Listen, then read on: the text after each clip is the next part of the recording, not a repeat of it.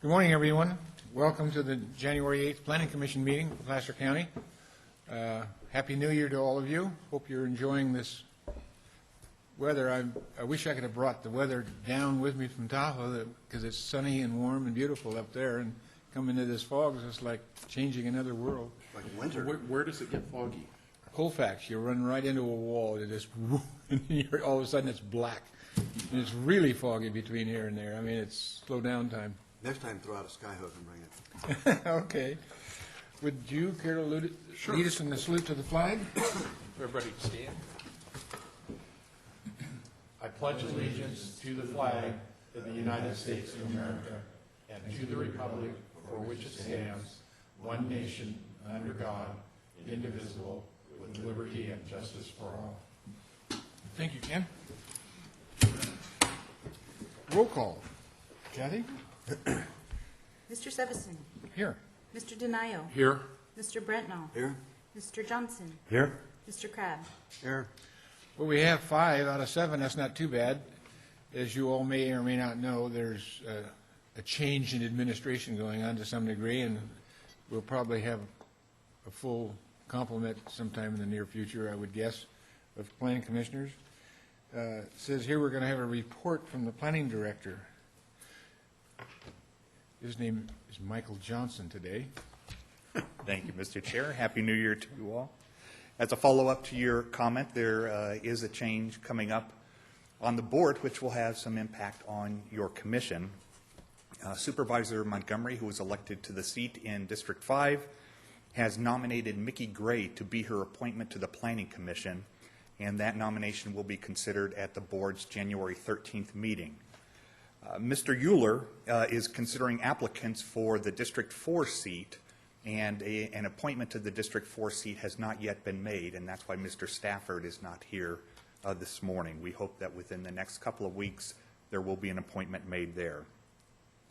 Just an update for you on some pending appeals. I commented at our last meeting the Hilt variance has been appealed to the board. We anticipate that that will go sometime in the next 60 days. And the Eden Rock 2 tentative subdivision map was appealed by the existing homeowners association, and that will go also within the next 60 days. As noted in an email that was sent to you all yesterday, there is only one item scheduled for the January 22nd meeting, and so staff has elected to cancel that meeting rather than have that item heard. It's not an urgent item, so it can be moved to a later agenda. And that later agenda will be much later because February 12th is a county holiday, and so you will not have a meeting on February 12th. So the next time this commission will meet will be on February 26th. And at that time, we will consider the election of officers for the commission. I'm going to be gone. I won't be back till probably March 3rd or 4th. By being absent, that doesn't exempt you from being chair for the next session. Or nominated. Did I hear a railroad whistle or something here?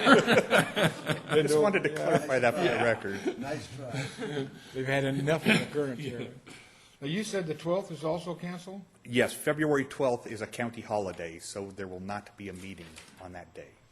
We might get out early that way. Just might. What was the basis of the appeal on the Eden Rock 2 subdivision? There's still a concern with access rights and the overall maintenance of responsibilities for the roadway. I see. And so we will take that forward to the board and hear what their thoughts and ideas are. Any other questions or comments? Any questions of Michael? No. Thank you. Thank you. Okay, at this point in the agenda, there's an opportunity for anyone in the public to comment to the Planning Commission about any item they choose other than agenda items. So if there's anyone in the audience that would care to address the commission on anything, why, please feel free to step forward. Seeing no one, then we'll move on to our 10:05 item, subdivision modification, conditional use permit, Hidden Ravine Estates, and a mitigated negative declaration. Good morning. Thank you, Mr. Chairman. Good morning, Commissioners. Happy New Year to you all. Before you today is a request for a modification of a recently approved conditional use permit and tentative map for a planned residential development. This project was approved by the Planning Commission almost exactly 1 year ago today. At the time, it was considered it was called the North Ravine Estates. This is where it's located on the vicinity map. Richardson Drive comes down right here. It's not showing up on the map, but the project is at the southwest corner of Richardson and Kemper Road. Richardson's now developed. It's paved, comes all the way down to here. Kemper is paved up 100 feet or so, and then it's gravel for the rest of the way up to Bean Road. The property is zoned residential agriculture, residential single-family combining agriculture. Minimum building site size of 40,000 square feet, but a PD of 1. Here's an aerial view of the property. This one doesn't show the recent developments of Atwood 3, but you can see where Richardson comes in, curves around, and then terminates right here at the northwest corner or northeast corner of the property. On the left here is the original site plan that was approved by the Planning Commission, like I said, just about a year ago today. On the right is the modified site plan. This is the one we're considering for approval here. Following the approval of the original site plan, the property owner wanted to move this roadway, private roadway, from, actually at the time it was going to be considered to be a public roadway. He wanted to move it from the east property line to the west property line. The property slopes downhill toward the west, and the property owner felt that by having the house or the home site situated along the west property line would provide them more privacy. These are two developed single-family residential lots, and then this lot over here is a big open lot that's owned by the Auburn Elementary School, and they don't know what's going to go on with that property, so they figured the safest thing to do to afford these properties more privacy would be to leave this area open rather than this area on the other side. The previous condition 74 required that if they installed a gated entry feature, that we'd have to come back before the Planning Commission to hear a modification of the project, which is why we're here today, one of the reasons we're here today. The entry feature was proposed to go right up in this area. There was not one proposed with the original site plan, but now the name being changed from North Ravine Estates to Hidden Ravine Estates, and being a gated community is why it's a different project. So the gated entry feature would be here. This would be the extent of the public right-of-way, and then this is a private right-of-way for the new access road that would come into the subdivision. The number of lots remains the same. The sizes are roughly the same as well. Nothing really has changed with the project in that respect. It's just essentially the alignment of the roadway. The proposed changes are relatively minor, but they're significant enough that the new site plan does not substantially conform to the originally approved site plan, which is why we're here for modification hearing. Staff recommends approval of the project and the modified tentative map and conditional use permit. And that's based on the findings and the conditions of approval that are attached to the staff report. I'd be happy to answer any questions you have. Question, Jerry? Jerry, what's the logic behind or the justification for the gate, given the rural design guidelines and the problems we've been having down in Granite Bay with respect to gated communities? The justification, I don't know if I think we don't take exception to the idea of a gate being there. The property owner wanted one for privacy reasons. I guess it's just a prerogative of theirs. We don't necessarily have too much of an issue with it up in this area. It's very, very concealed. Where Richardson drops, where Richardson comes in at the top here, it's relatively private. There's just not much going on back there. So this is not a gate that's going to be out in front of a subdivision alongside a major roadway. It's going to be hardly visible. I'm not sure if that answers your question. But no, but in a way it does. There is no justification. There is no. They just want it. Right. And They just that's what want I it. wanted to know. Thanks. It was a request by the property owner. So. What's the idea of property owner wanting something? Yeah, I'll do that. Gary, any other questions on this one? Yeah, it seems to me we had quite a bit of discussion on a couple items last time. One involved a sidewalk or a path or a way for people to walk. I forget exactly how we resolved that, but I'm not sure how that was resolved. Maybe, I don't know if you remember, Phil. What exactly is the Sidewalk, question? was there a discussion of a sidewalk previously? There's on the Atwood 3 project to the north, there are sidewalks and pathways, and this project will also have sidewalk.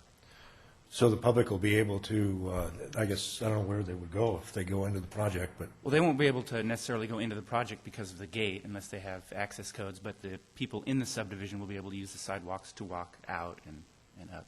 okay, so that would be a change with this project where basically the public access wouldn't be there. Correct. Public access on the portion of the street on the right-hand side of the screen that's not shaded. You'll see kind of a bulb at the north end. That's the end of the public right-of-way for Richardson Drive. The remainder of the street will be private. Okay, The public will not be able to access that. okay. Maybe if Also, go ahead, did you No, on you that? go ahead. Huh? Well, I was just going to follow up and say the open space, on the original site plan, and then the modified site plan, open space on the right side. Is there any reason why in the future a trail system couldn't be brought through that as part of a community trail system or whatever? Yeah, I'm not aware of any reason why that couldn't happen. I mean, if it came to pass that you needed one, you should maybe reserve those rights if you wanted. I love it when you guys carry the trail banner. I get so tired of hearing you talk about it. Part of that's a wetland feature, part of it's an oak woodland feature, so there certainly could be It just seems like possibility it might of a be, trail going especially through the with oak the woodland. school next to it, to have some way through there might be worthwhile. Well, no other questions? You had another question? Yeah, I guess also, and I tried to look on, this one didn't make it on the streaming website, so I couldn't go back and really remember exactly what we talked about, but it seems to be the, last time we had quite a bit of discussion from neighbors about water, or the possibility, or there were some easements that we considered. I'm guessing those issues were resolved. Nothing like that came up in this round, so whatever the conditions that were enforced before are being carried on through. In fact, all we've done is modified a few of the conditions that were previously approved. Didn't hear anything about any discussions of water or lack of availability with this go-around. Okay. So basically, you're saying all those types of conditions are the same as before, Right, that's correct, yeah. without change? All right, Jerry, thank you. With that, we'll turn to the applicant's representative, such as it is. Good morning. I'm Jack Remington, and I'm here representing the owner. I have nothing to add. I'd be glad to answer any questions. I might enlighten you a little bit about what you asked about. Okay. First off, the property to the east is owned by Auburn Union School District, and it was proposed for a junior high school site. When the school district started to downsize and close one of the schools, they're pretty sure now that they probably will never build a school out there, but who knows 20 years or 40 years from now. The advantage for doing the new project is the road is shorter. It allows the elimination of people coming down Richardson and driving through the subdivision and ending up nowhere. And the reason I say it that way is because Richardson, when we did Atwood 3, is designed to specifically serve the school. It has the bike trail or the pathway on the school side of Richardson, and everything was lined up for that, which could be continued if the school ever got built. The other thing is all the surrounding properties all have access from other roads, and so there didn't need to be a need for this road to serve any other properties. Yeah, I'm not too concerned about the road itself as much as I am, if someday they wanted to do some sort of a bike trail or walking trail. Well, and I agree with you, and I think if that happened, it would go on the school side on the school property line, at that time. Okay. Because if you remember, Richardson was to go through all the way to Mount Vernon at one time, and the Planning Commission denied the project that would have allowed that, and so this whole area has changed. We did that? Yes, sir. It's hard to imagine. Thank you, Jack. Okay, thank you. Anyone else in the audience? Question for Jack. Oh, Jack, there's a question. Yeah. Jack, I want to go back to this gated entry. You know, we've been having quite an issue about gated entries within the county, and it rose to a head down at the Granite Bay area where it created a we-them situation, and the community actually wrote into the community design guidelines that apply throughout the county that the gated communities are to be discouraged. They're not prohibited. And so as a rule, we've been looking very closely at the request for gated communities and trying to figure out if there was some justification. I think the last one we did was down near Granite Bay High School, and the kids were parking alongside the road and on the people's lawns, and it was a nuisance is what it was. I was just curious, other than the fact you'd like to have it, is there some particular justification for the gated entry? Well, primarily because Richardson Drive south of Atwood is designed wider than a normal county road. It has wider sidewalks. It has the trail to go to the school site. If people were to drive down that road, they would end up at a dead end. And so the discussion was, if we put a gate up here, there's roads, West Kemper can be used or whatever to serve other properties, but it would allow people or show people that it was not something that went through. Because if you come down Richardson, you might think of that road as going all the way through to Mount Vernon, which was the original intent. Wouldn't a dead-end sign serve the same function and not create that division of community? Possibly. Okay, thanks. Okay? Thank you. No other questions? Thanks, Jack. Anyone in the audience care to address the commission on this item? Seeing no one come oh, here comes someone. California, Santa Cruz. Good morning. My name is Karen Poley. I live south of this particular development. And on the original site plan, there was a water catchment that you can see from the roads and going down in that area, down to my property. On the new one, there's nothing. The report indicates that, yes, there will be an increase in water flow, and we already have a problem of water coming off of this property. And it says that it will be mitigated, but I can't see how now that the water catchment has been taken out. So could somebody explain that? Okay. We'll have that. We'll get that answer for you. Thank you. Anyone else? Seeing no one else, we'll close off the public comment and see if we can get an answer to her question from staff. Bill, you? Yeah.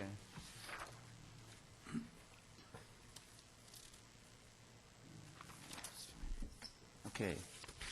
To address the issue of the stormwater runoff, Condition 11 of the conditions of approval states that the project needs to reduce their increases in stormwater runoff by the construction of detention facilities. Those facilities can be underground facilities, such as an oversized pipe underground before it discharges, or it can be with routing of the drainage over a longer path that would reduce the flows. The specific details of the final approval will happen during the improvement plan process. At this point, the applicant has given us enough information for us to be comfortable knowing that that detention can be accomplished on site and will reduce runoff to existing levels. Okay. There you go. Any other questions of staff from the commission? What's your pleasure?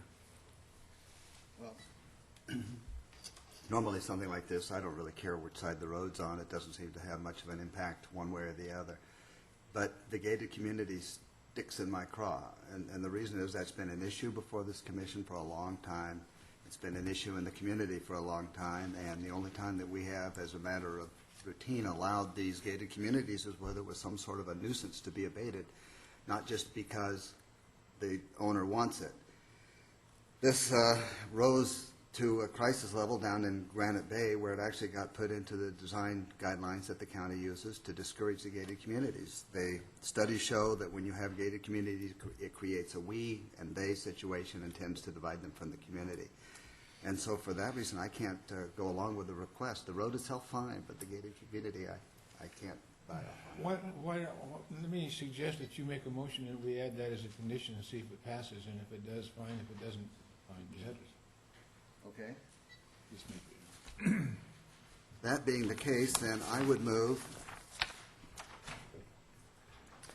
that we adopt the mitigated negative declaration and approve the modification of the tentative subdivision map and conditional use permit based upon the findings and recommended conditions of approval in the staff report, but, Well, why not just deal with that one issue, though? oh, you want to Yeah. piecemeal it? Yeah, Okay. yeah, I think it's Just on easier. Oh, like we so done. that way it wouldn't deny the project if, Okay, potentially. then strike that. I'll move that the commission deny the request for a gated entrance feature on this project. I'll second. We have a motion and a second. I think you better do a roll call.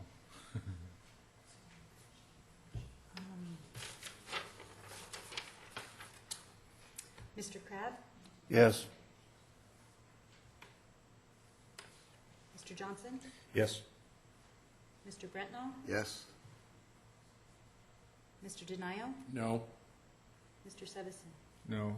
The motion passes, so now you can go ahead and make the rest of the motion. Okay, with that modification, then I would recommend we adopt the mitigated negative declaration and approve the tentative subdivision map as modified for our request.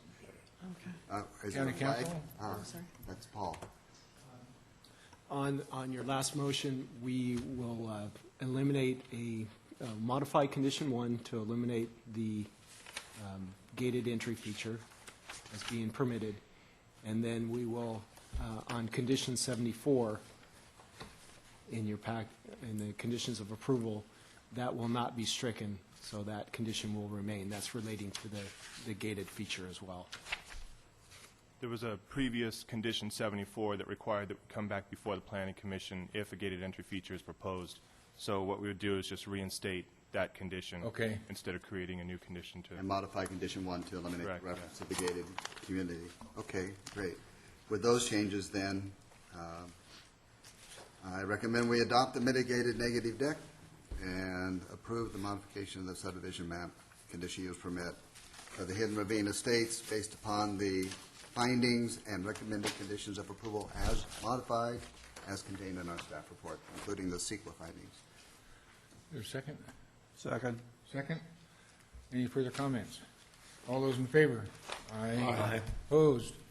So ordered. Thank you. There's an appeal, if anyone would choose to, for 10 calendar days and a fee of $495 at the planning department. So feel free to exercise your rights if you choose to.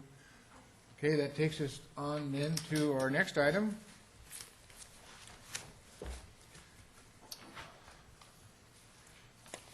$220, yeah, we're okay.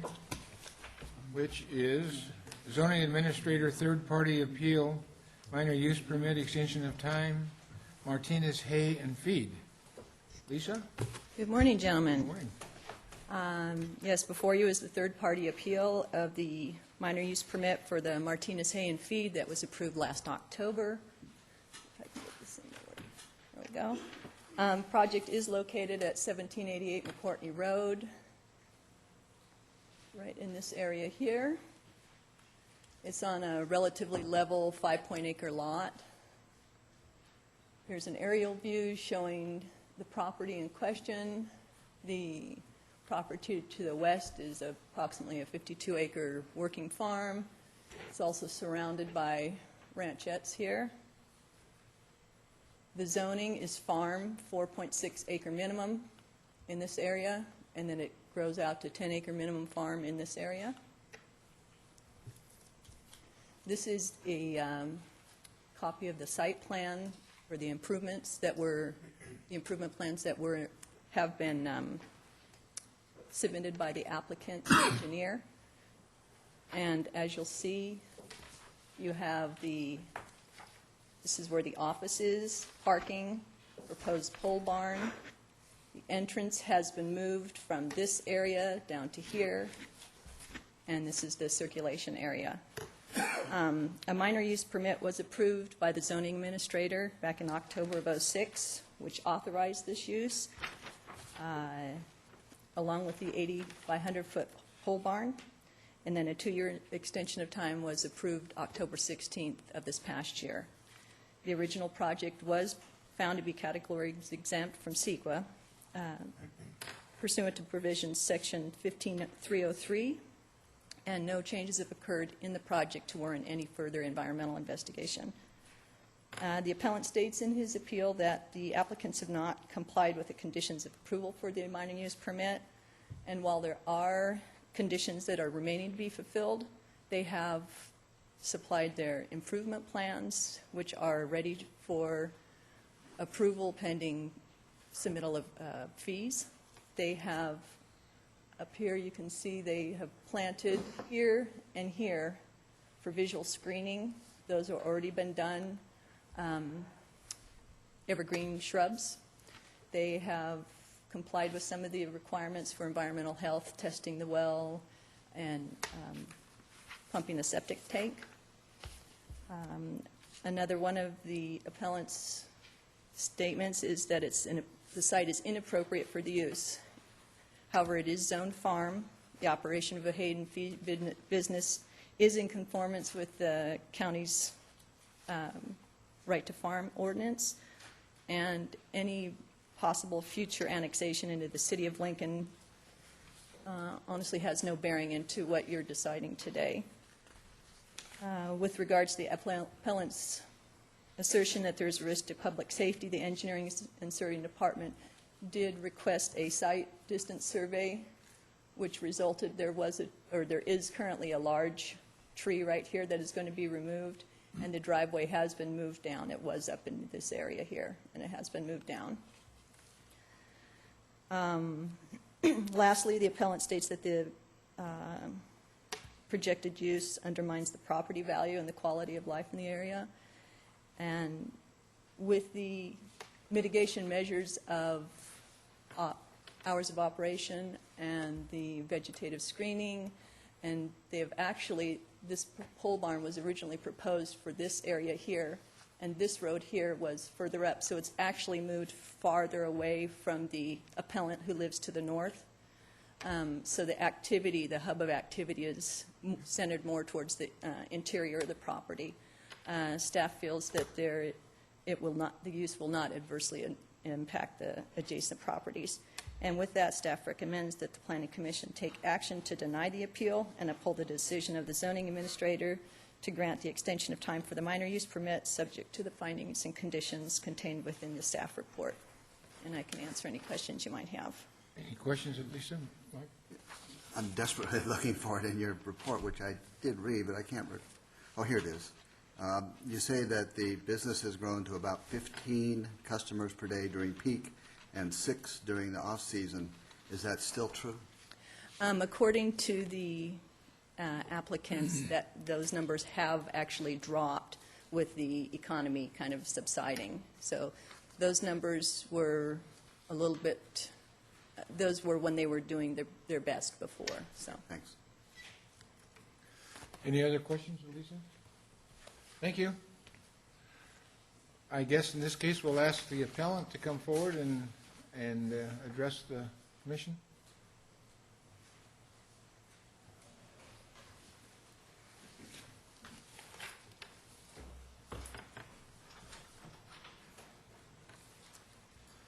Good morning. My name is Louis Cretero. I'm the landowner to the north of the proposed feed store, and I'm here representing my interests as a homeowner of 10 acres in a country setting, and also somebody who is concerned that as this area has been incorporated into the City of Lincoln's general plan, that in the future this contradicts the planning, the proposed planning for the area. All that being said, I'm here right now as an owner of a country home that I bought in 1995 with the ambition of living in the country and building my house there. In 2001, after some personal challenges, I put a mobile home on the property, deliberately moved it back to a site that I would eventually build a house or put a newer mobile home on, and lined it up parallel to the old barn. I'm going to ask you today to overrule the recommendations, and I'm going to cite why. But before that, I'm going to ask you to consider another matter which may preclude you from having to go through this process. I paid $495 to appeal. when I paid my $495, you should have before you my receipt, in which you'll see that the feed store operators didn't pay the fees to have the appeal. They paid 40%. So basically, I'm of the mind that they were given an appeal, or given an extension hearing and an approval for 2 years without paying the fees for the hearing. So I don't know if that's customary, or if I'm appealing a hearing that shouldn't have been held until the fees were paid. So I'd like your opinion on that matter. Maybe we'll go to staff, ask their comment on the issue. We've seen the receipt that was presented, and that is the normal extension of time fee is 40% of the base cost. So the appropriate fee was paid for the extension of time for this application. Could I get 60% of my money back? Probably not. I know. I apologize. I couldn't resist. Okay, so then let's proceed. And I know you have the Lisa Carnahan's documents, so we'll talk about a little of the background, in which I'll go through, step you through some of these other documents. The hours of operation, well, they're supposed to be 9 a.m. The stores routinely open at 8 or earlier. Gates are almost always open at 8. And, throughout the last few years, workers have shown up earlier than that, and the gates have been left open. In fact, the day after the zoning administrator's hearing, the gates were open at 6:50, and 2 trucks headed out Wise Road. So we'll talk about that, too, in a minute. Ms. Carnahan says they've continued to pursue the implementation of the conditions, and due to the efforts shown by the applicants to comply, the staff supported a 1-year extension, but the zoning administrator gave them 2 years. Okay. And 1-year extension was in the original MUP. Under noncompliance, the planner asserts that they have shown efforts because they've done a well test and they've pumped their septic system and planted the visual screens. Big deal. In the last 4 years, I don't know how many people have had their septic tanks pumped. I don't consider that an effort to comply with all of the requirements specified that we'll go through to comply with the establishment of the store. And as far as those trees are concerned, I submitted 50 pictures taken over the time of 2006 to 2008 showing, those trees haven't grown this big. I'd liken it to hiding an elephant behind a dish towel. Okay. Those trees aren't doing anything for me. This is all outside my kitchen window, and that's what I look at. I have an industrial operation 7 days a week outside my kitchen window and living room window. With the issuance of the plans and approval, the permit will have been satisfied. Isn't that true of every permit and everything that comes before you? That if I submit my plans and get them approved and pay my fees, and then implement them and get your approval, then everything would have been satisfied. Well, here we are 2 years later after the permit, and the store was in operation before that, and it's made to sound like this is a great accomplishment. Well, we'll talk about that now. Inappropriate site and out of character, it's true, it is farm.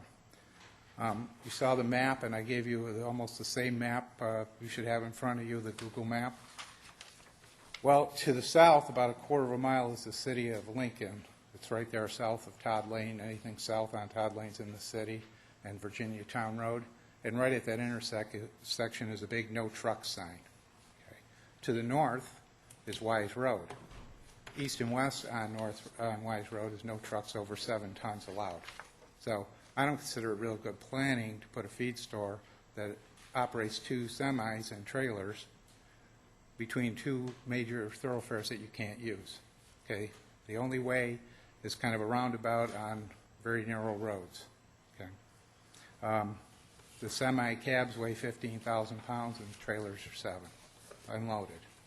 And like I said earlier, the day after the zoning administrator approved this, 2 semis with 2 trailers headed out West Wide Road to 65, unloaded, and that's the way they go.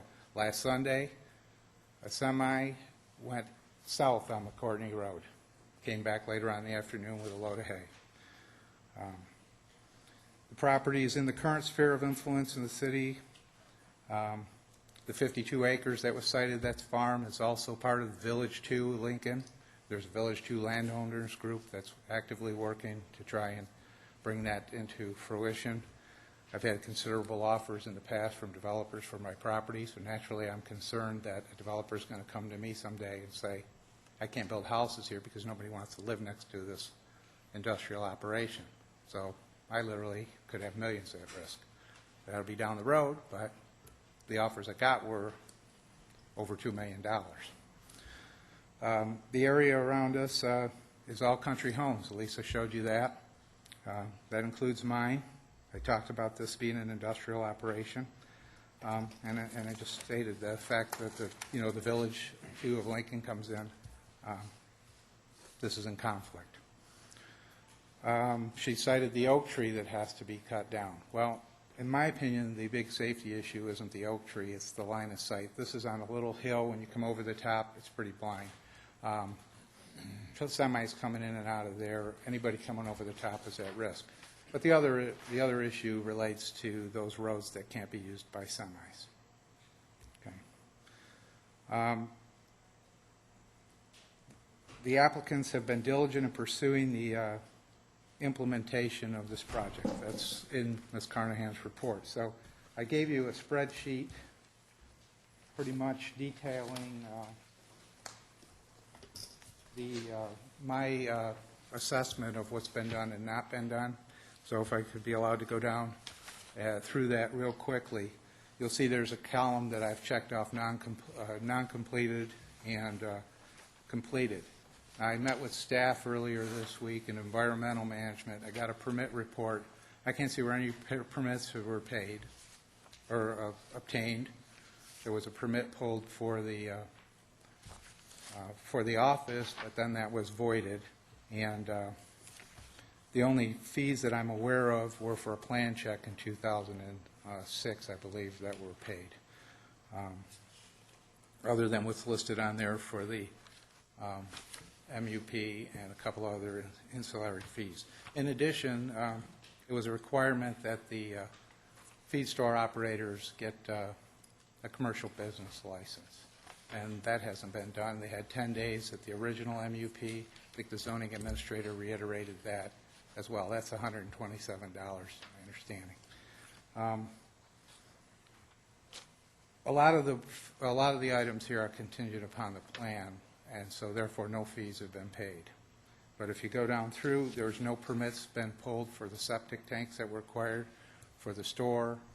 I can't see where this could be considered actively pursuing this project or complying. They've operated a business for several years, and they've pumped their septic tank, planted some trees, and maybe hired somebody to do some plans, but they haven't paid the county anything. And meanwhile, I'm, subjected to living next to this industrial operation. So I think this document speaks for itself. At the very end of the document, you'll see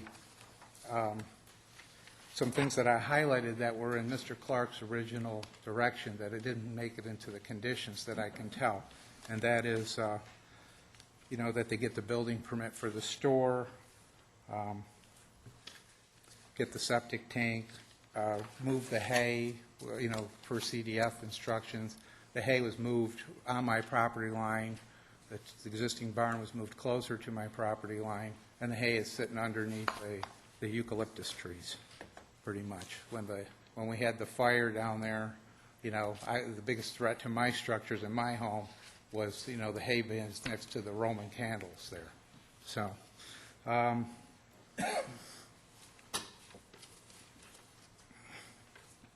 it's been alleged that they've continued to pursue the implementation of conditions, and due to the efforts shown by the applicants to comply, and the applicants have been diligent in pursuing this implementation. This doesn't strike me as diligent, okay? There's nothing about this that says there was any diligence by the county, in fact, as well. They've continued to operate their business with minimum requirements. The zoning department says there's only 6 customers a day, 15 at peak, and then you just heard her say that it's gone down. At the zoning administrator's hearing, it said it was $250,000 to make the road improvements. That doesn't count the money probably for the parking and all the other permits and fees and all of that. So I don't know if it's realistic to expect that that's going to ever get paid. You know, if the business is declining and we're not paying $127 for a license here or there and these incidental fees, you know, I don't consider this diligence. In my opinion, there was a condition that they don't run a transfer station out of there. They have Martinez Trucking. They'll say Martinez Feed and Hay. I have submitted photographs of semis leaving with hay, followed by a semi with a hay squeezer on it. You know, to me, that I don't know the true definition of a transfer station, but that's trucking, in my opinion. Those are semis leaving with full loads. I don't believe they put up a permanent barrier to protect the septic field as been designed. I've seen people driving over it, and you know, last 4th of July they had a heck of a party out there. It was probably 100 people. I'm not here to complain about any party for the 4th of July, but there's at least 100 cars parked on that lot. So, in my opinion, at least 100 people were there. They hosted a rodeo. I shouldn't call it a party. It was actually a rodeo. Let me So interrupt if I might and just ask you a couple of questions. Sure. You know, when I'm sitting here and I'm thinking of all the potential uses that could occur on this farm-zoned property, and usually what we get as a planning commission from a neighbor is something like this. The people next door have a farm and they raise cows. And the cows come up to the fence, which is 10 foot from my kitchen window, and there's flies and odors and vectors and all of these things that go along with it. Can you do something about it? That's what I'm used to hearing. And so far, the only thing that I've really heard that affects you, I understand you have the issues about whether they paid their fees and whatnot, but I'm looking at it, you know, how is it affecting you? So far, the only thing you've said that I picked up on, maybe I just missed, was I see it. I see this, and you referred to it as an industrial operation. Well, it could look the same if they were doing no more than farming. Other than seeing it, how does it adversely affect you? Well, I've submitted at both hearings a long list of those kinds of conditions. You know, the noise from the tractor trailers is there. There's dust. It's a visual thing, and it affects my property value. In my opinion, if somebody was looking to buy a 10-acre country home, they would not buy one next to an industrial operation. You know, these affect me. I come home every day, I drive by that. There's workers there. There's members of the public there. I didn't move to the country to live next to a store to have members of the public outside my window loading up their hay and getting service. I moved to the country to get away from that. You know. But did you understand the zoning, and when you moved out to the country, what was allowed on that zone? Well, I would have never anticipated a feed store, and no, I did not know that. But I don't care about horses and cows and all of that, and I've got tractors and farm equipment, and I'd love to be farming, but I work full-time. And I've got about 1/4 of an acre tilled under, you know, and I haven't been very successful, albeit. But, you know, that stuff doesn't bother me, and the cows across the road, that doesn't bother me either. That's what's desirable about living in the country. There's nothing desirable about watching tractor trailers being unloaded by forklifts and listening to the noise. And, you know, I don't get any relief. Before the minor use permit was submitted, they were unloading at night, 9 o'clock even, you know. That's stopped. But Thanksgiving Day, while I was watching football, I was looking out my living room window at a tractor trailer being unloaded, you know. Noise travels in the country, folks. You sit in your house and you can hear the rumbling of vehicles out there in forklifts. You know, that's not the way I would prefer to live. You know, I just feel that They've been given 2 years, and they ran before, and, you know, I don't know, maybe you, I'm sure you know better than me, but I don't think this is realistic. 2 years and nothing that I can see has been done, other than operating the store.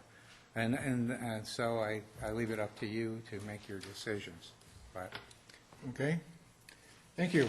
now, as a matter of protocol, I have to ask a question. If anybody else speaks and I have a problem with it, am I permitted to stand up and object at that time, or do I come back up and address the group? You'll be invited back up to speak if there's issues that need answering. Okay, thank you. Is there anyone else that would care to comment on this item? Okay. I think we need to make it brief if we can. I will try to make it as brief as I can. I'll identify myself. My name is Terry Sturgis.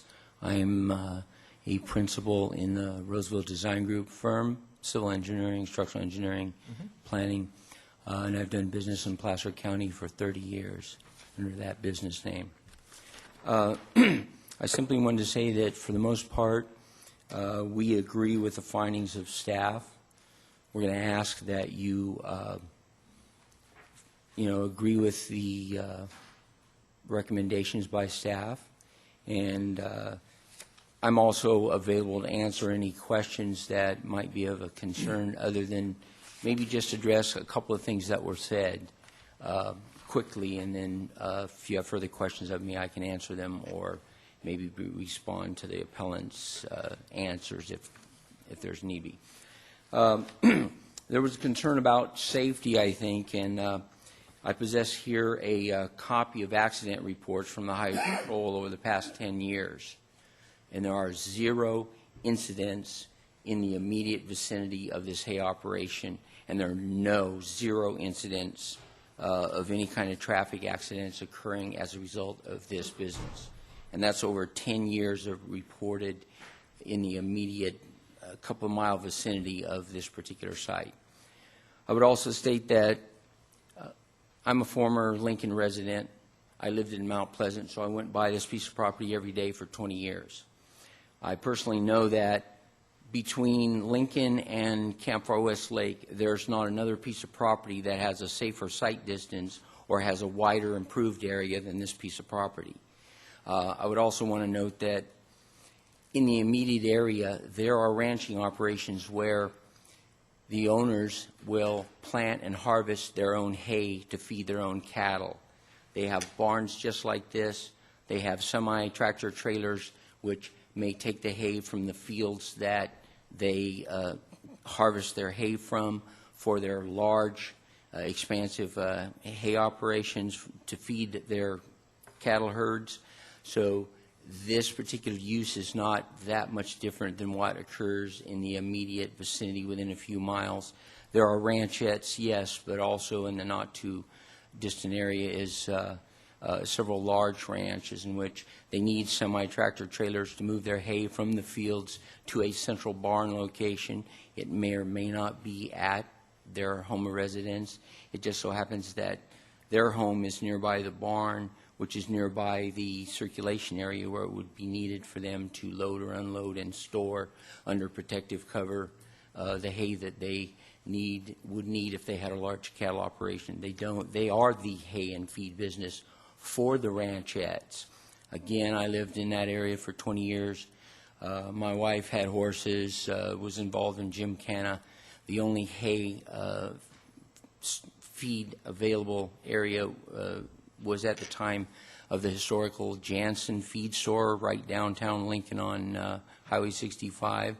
We all know now that there are boutique businesses there, and there's no longer a hay and feed business there. So I don't know if I still live there where I would get my hay and feed of any convenient distance except for Martinez's location. Can I ask a question? I guess Yes, we're talking about the trucks here, and one of the issues that was brought up is the fact that the roads that on either side of this property apparently are limited to trucking. So maybe you can explain that. Is this an agricultural use, so the trucks are permitted on those roads, or what's your answer to that, I guess? Well, I think what that rule is for, and staff can verify it, is it's not to be a haul route for commercial vehicles except for local people. There's nothing says a person who owns a large tractor trailer can't own it for his personal ranch use. That becomes part of ranching equipment in order to haul a large amount of hay to a safe storage location.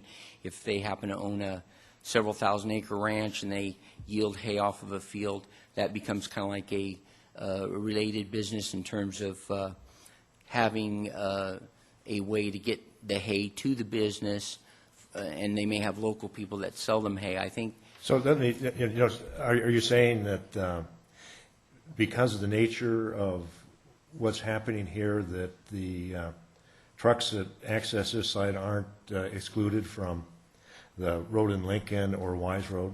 I would say it's because it's a farm-related use. I think what those rules are for is triple gravel hauling, bottom dumping trailers should not be using those roads. So I guess the trucks that are accessing this property have not been cited in the past, or this has not been a problem, is what you're saying? Not that I'm aware of, and the owner has nodded his head saying that is not the case, and they've not been cited.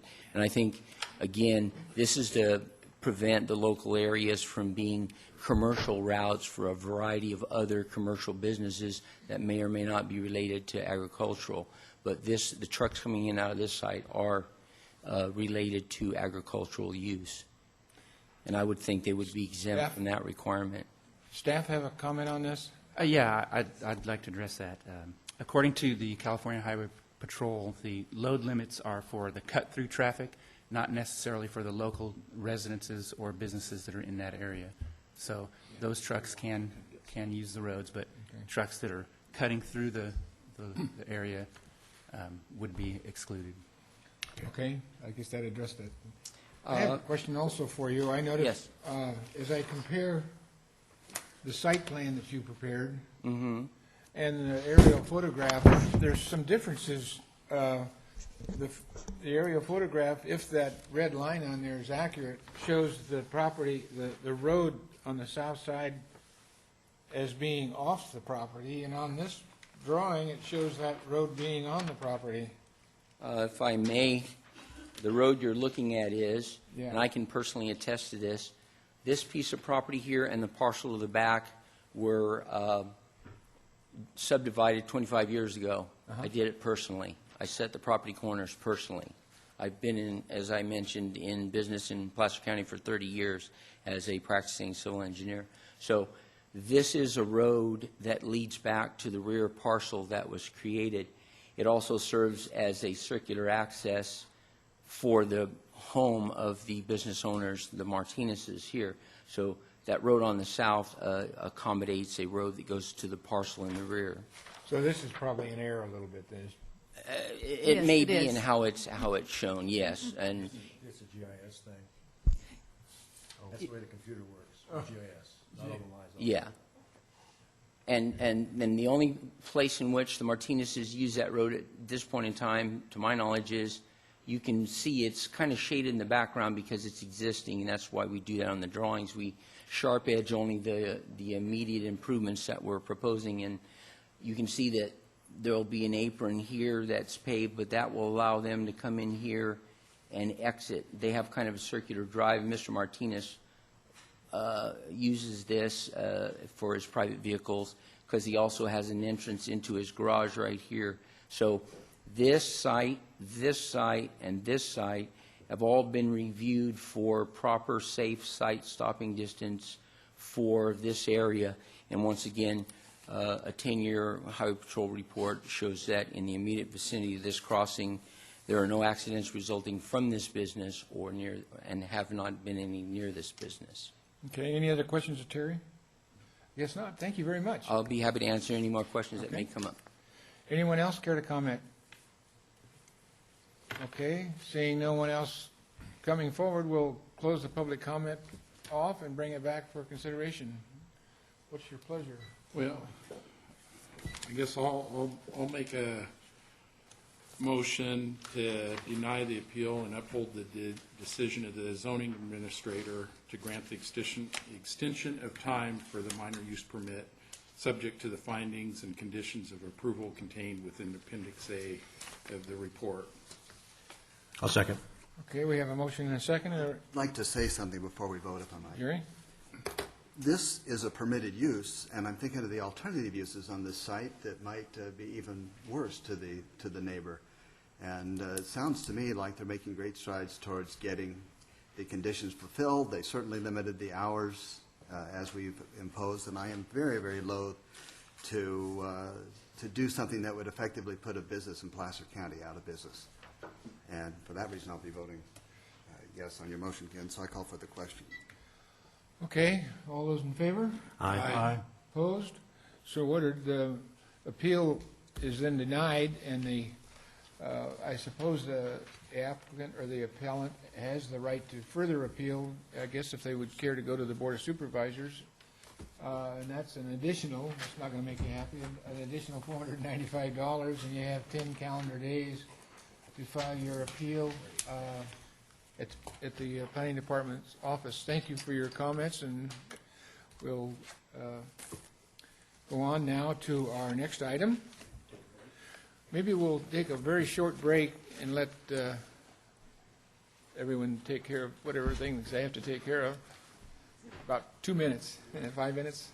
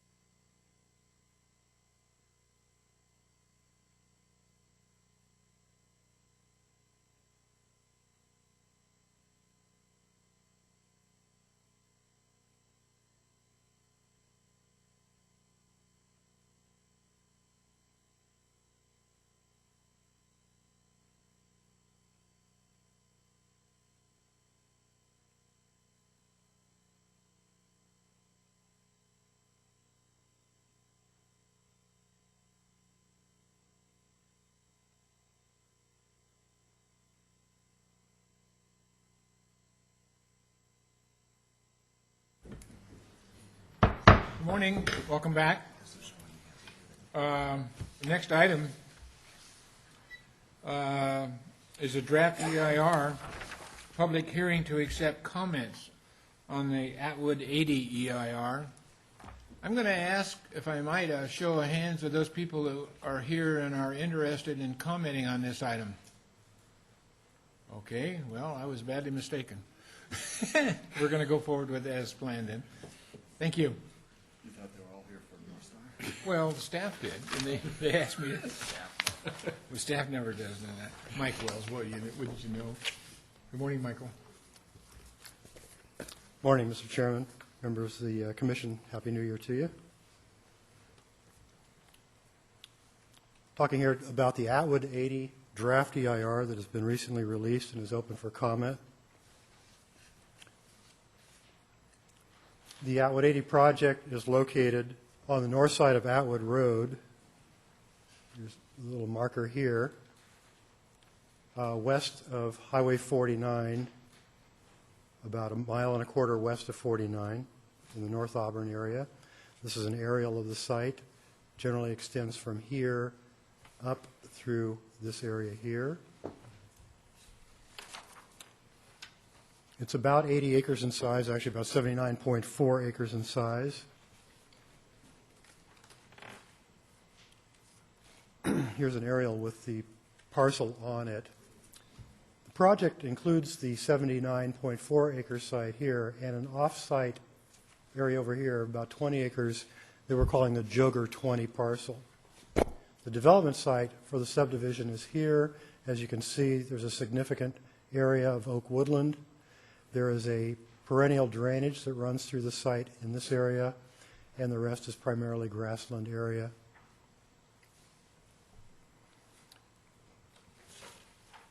The project is proposing to develop a 61-lot subdivision on the property here, and that's a site plan right now. Lot and block type of subdivision here with an open space lot along the perennial stream corridor here. As stated in the legal notice and the commission agenda, the purpose of today's hearing is to receive comments on the draft EIR that was prepared for this project. Any discussion as to the merits of the project will be considered at a later time when we schedule an entitlement hearing for the project, which is probably going to be a few months down the road. So any comments on the environmental impact statement we can consider today. The 45-day review period for this project ends on the 14th of January. The actual document is available online on the county's webpage. We have CDs available. In fact, we have some in the back, I think, today. And there's also a copy at the Auburn Library. As we proceed through today's hearing, we have a sign-in sheet up here in front. We would ask that any speaker put their name and address down. And we'll make sure that they get a copy of the final EIR for doing so. I'll be really brief here because you're really behind time right now, but I did want to summarize some of the key features of the EIR based on the environmental discussions. And these are in your staff report. It's a little longer summary than what I have here. But basically, if we talk about the issues of land use, the project is within the Auburn-Bowman Community Plan. It's designated rural low-density residential, 0.9 to 2.3 acre. Site zoning is single-family residential, agricultural, 40,000 square foot minimum lot size with a planned development overlay of 1 unit per acre.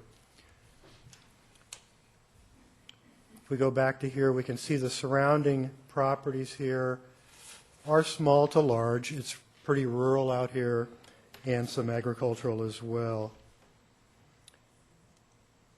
The residential use of the site and the density that's being proposed by the project are consistent with the community plan and the zoning for the project site.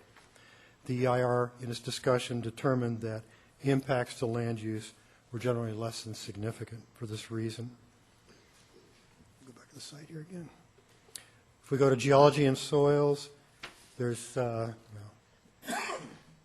It's gently rolling terrain on the site. It certainly isn't flat. There are some hills here. Slopes are low to moderate in nature. About almost 40 acres of the 80-acre site will be graded either for the installation of site improvements or the development of individual home sites. Because of the slopes in the site, the amount of earthwork that will be involved, there is a potential for soil erosion to occur. And so there are mitigations in place that include compliance with the county's grading ordinance, which will reduce impacts to less than significant. Hydrology and water quality is another area. There is the perennial stream, like we discussed, that runs across the southern portion. There are also several intermittent type of drainages on the site. Here's one in particular. The site development would alter some of these drainage patterns, increase stormwater flows, and potentially adversely affect water quality leaving the site. The site proposes storm drainage systems to collect these runoffs. Facilities will be installed so that development flows do not exceed current flows, and there are plans in place to develop to reduce or eliminate pollutant discharges. Moving on to air quality, the project will generate short-term and long-term emissions from construction activities and normal project operations.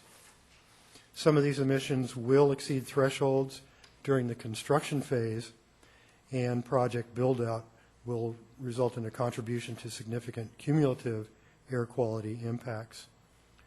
The Air Pollution Control District is requiring an emission plan for this project, along with an off-site mitigation program. Traffic, transportation, and circulation. Again, 61 lots are being proposed. This will generate about 584 daily trips, 62 of which will be in the evening peak hours. Under the existing plus project scenario, there will be acceptable levels of service on area roadways and intersections. So there will not be any adverse impact to levels of service. If you move on to the cumulative, which is year 2020 scenario, however, the level of service at the Atwood, we'll go back on this, at the Atwood Road Highway 49 intersection, the level of service there, and at the Atwood Road Mount Vernon, I think we're going to, I'm sorry, down here, and Atwood Road Mount Vernon intersection, service levels will be a problem and mitigation is going to be required. Again, this is in the cumulative year 2020 scenario.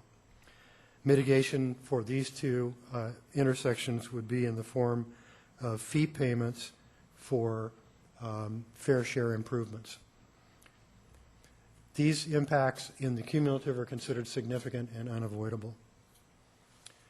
Another issue that came up was, if we go here, is at the site entrance, which is down here on Atwood Road, as far as a site safety issue. When you get to add this project in with the existing, there's a potential for site safety issues, and what they're proposing to do then is to put an eastbound left turn lane on Atwood Road at this location for the turn-in movements there. Moving on to biological resources.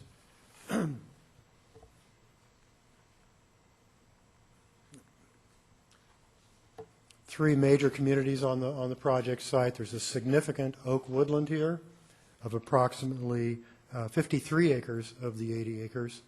There's also the big area of annual grassland through the middle here, which is about 24 acres. And there's about 2 acres of riparian that are associated with the perennial stream. The oak woodland stands out on this project particularly because it has never been harvested in the past and it hasn't been subject to wildfire. The result is this woodland in this area has a variety of tree sizes and tree ages, which is quite unlike a lot of the projects we've seen down in this area, which were previously orchards. The project proposes an open space lot along the stream corridor, and that will take care of the riparian as far as any impacts to that. They also propose a series of stream setbacks for the intermittent streams, like this one, and also setbacks as well. Virtually all of the woodland component on this site will be affected by this development. As we can see, the entire site is proposed for development, and that encompasses most of the oak woodland here.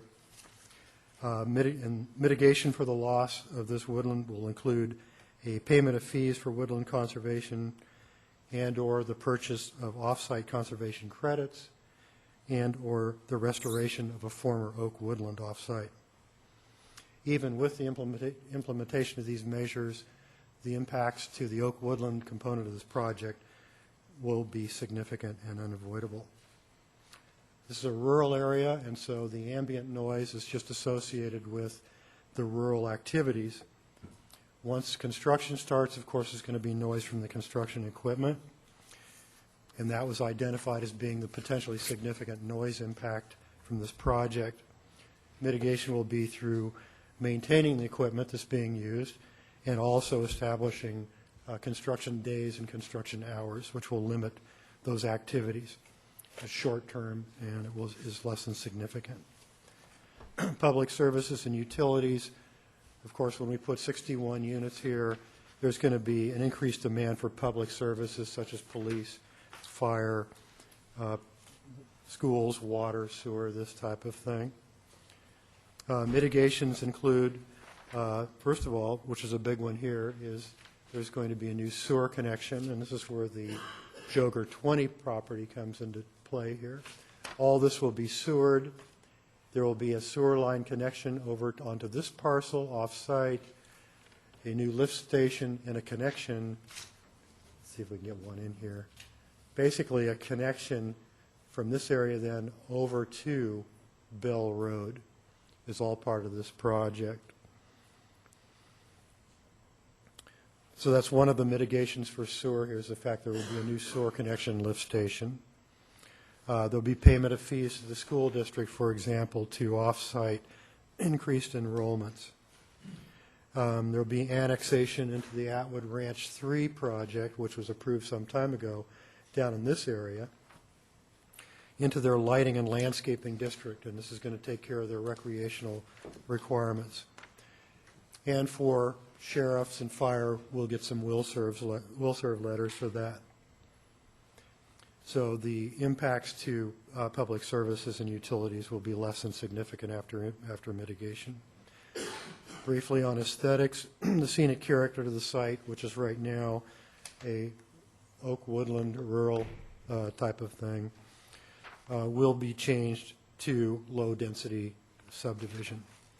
Although this is a significant change, the development is consistent with the community plan, and the change in the scenic character of this area has been addressed in the EIR for the Auburn-Bowman Community Plan. In addition to the development standards that are going to be on this project as far as standards for setback and height and coverage, the project will be required to be consistent with the county's rural design guidelines. So the aesthetic impacts will be reduced to less than significant. On cultural resources, there was a field study that was done. There was research done with the documentation that's on file. As a result, there are no known historic or prehistoric resources on the site. Should anything be uncovered when they start developing the site, the appropriate authorities will be contacted. Hazardous and hazardous materials. There is no indication of any past uses on the site that would require the use or storage of hazardous materials. With the project, there will be BMPs that will be implemented during construction related to the use, storage, and disposal of any hazardous materials that are required. There is a small stock pond, that doesn't really show up here, on the Joger 20 site. Even though it's off-site, it's still a part of this project that has the potential for breeding mosquitoes. So a pond management plan will be prepared, which will address any issues related to breeding of mosquitoes. We're going to move on to another section of the EIR, and that's the alternative section. We required that the consultant prepare an analysis of a minimum of 3 alternatives in this case, and so we have an alternative A, B, and C. A being the no project alternative, alternative B being an oak woodland preservation alternative, and there's a diagram in the EIR that you have.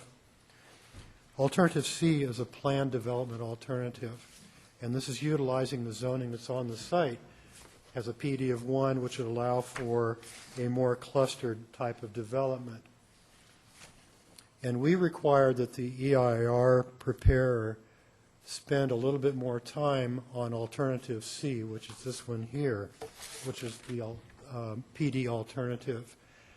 Normally you won't see this in an EIR. It's not quite NEPA in depth, but it's certainly more quantitative analysis of the potential environmental impacts. And this is an example of what the PD alternative could look like. And the real purpose of this is because of the significant impact to oak woodlands on the site. And we felt by looking at a PD alternative, this may provide some reduction in impact, especially in the area of oak woodland. So this is just kind of an example of what it would look like. And the EIR provides a more quantitative analysis of environmental impacts with this alternative. When the analysis was done in the EIR, it was determined that alternative C, which is similar to what we see here, is the environmentally superior alternative, as it would result in a reduction of impacts while meeting most of the project objectives. Any questions about the EIR so far? See you right now, Michael. Good. We'll briefly talk about the timeframes here. After this hearing again is only to receive comments on the document itself. We're not talking about the project, whether it's a good project, bad project, this type of thing. If there's something in that document, maybe that we don't have quite the information we needed, like in the project description or something, or the environmental analysis is somehow skewed, or the conclusions are based on inaccurate information, we can discuss that or take comments on that. Timeframes here, we'll take all of the comments received today. We'll take any comments received up until the 14th of January, and we'll forward these on to our environmental consultant. And they have 30 days then to prepare the response to comments, which is going to be the administrative final EIR. These will be sent back to staff, and we have 30 days then to go over the responses and send them back to the consultant for further edits. There will be a 10-day public review of the final EIR when this has been prepared, and a public hearing will be scheduled with the commission to consider the final EIR and the project and the entitlements for the project. And so we're estimating it's probably going to be approximately 90 days down the road for that. So that's the time frame on that. So just ending this up then, is staff's recommendation that the Planning Commission receive public comment today on the draft EIR and direct staff to respond to all written and oral comments in the final EIR. That concludes our presentation. Okay, any questions? Good job, Mike. Thanks. Okay, well, at this point, we'll open up for public comment. On the EIR, I want to try to guide you, if I can, to discuss the EIR and not discuss personal issues or other things, but things that you see in the EIR that perhaps are misaddressed or need more clarification or whatever the case may be. And so please come forward. name's Gary Sanchez. I live on the western boundary off of Atwood Lane. I have approximately 5.1 acres that would butt up against this proposed project. So my comments are going to be pretty much regards to the Auburn-Bowman plan, in regards specifically to this piece of ground, the 79 point some odd acres, okay? If I turn into the Auburn-Bowman plan and go into page 30 under paragraph K, and I'm going to read, I'm just going to read portions of this. It says, require new non-agricultural development immediately adjacent to agricultural lands to be designed to provide a buffer in the form of a setback of sufficient distance to avoid land use conflicts between the agricultural uses and the non-agricultural uses. I'm a member of the Oak Creek Subdivision. Many of the homeowners there have animals, cattle, horses, llamas, pigs, goats, things of that nature. Page 36, Auburn-Bowman plan, paragraph E, under rural low density residential, and I believe that's what this is zoned at.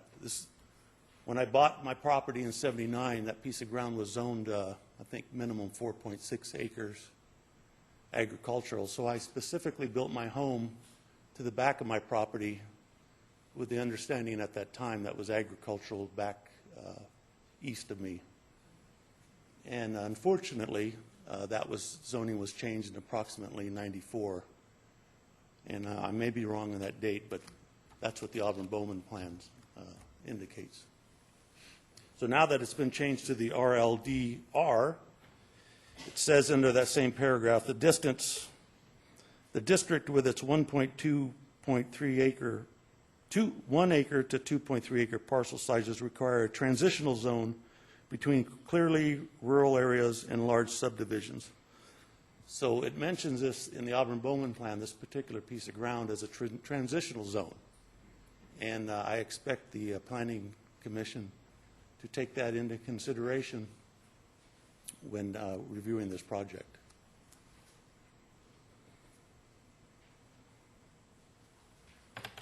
Page 65, Auburn-Bowman plan. Paragraph 6, under residential. As mentioned by the previous speaker, he mentioned a lot and block subdivision. This is a lot and block subdivision. On page 65, the Auburn-Bowman plan, under residential, it says, PUDs, planned unit developments, shall not resemble a typical lot and block subdivision. And this one clearly does. Page 66, under paragraph 6, item number 23, maintenance of the rural quality and the relationship of the project to surrounding land uses shall be considered. Appropriate subdivision densities of total numbers of lots will be determined by these and other factors. In some instances, the maximum number of lots indicated by the land use or zoning designation on a given parcel of the land may not be realized once these factors are considered. So to put my slant on that, if the investors that have purchased this piece of property looked at this initially with the 3 or 4 different proposals they've planned, they're trying to optimize how many units they can get out of the 79 acres. And then one of the proposals is 69 lots. Another proposal, I believe it's 64 lots. When it's clearly stated in the Auburn-Bowman plan that you may not get the number of lots that you think you're going to get out of these pieces of properties, considering all the other considerations. Same page 66, item 24, lots and subdivisions shall be of adequate size and appropriate shape of the range of primary and accessory uses in which the area is designed. Further, the subdivision shall not create a feeling of overcrowding. Not violate the goals and policies of this plan. So I'm going to pretty much close that I expect the Planning Commission of Placer County to adhere to the Auburn-Bowman plan This thousands of dollars were spent on this, and I wouldn't want to see a subdivision of a lot and block subdivision get thrown down inside this. I have reviewed the other alternatives, A, B, and C, and B and C are obviously a stronger candidate in my vote if there is this type of subdivision is going to go in, because it has less impact on me personally because it does away with a couple of lots that's up against my western side of or actually it's the eastern side of my property. However, for the rest of the homeowners in the Oak Creek subdivision, these lots up in here all significantly impact them. My piece of property sits down here. We have folks that live up in here, swimming pools, so on and so forth, are going to be up against their agricultural area, severely impacting them. Thank you for your time. Thank you, Gary. Anyone else? Gary, could you sign that paper to your right there, please? Thanks. Oh, sure. Please come forward. I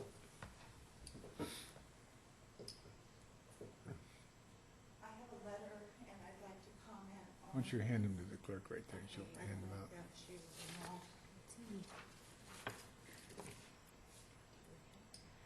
Hello, I'm Sandra Benson.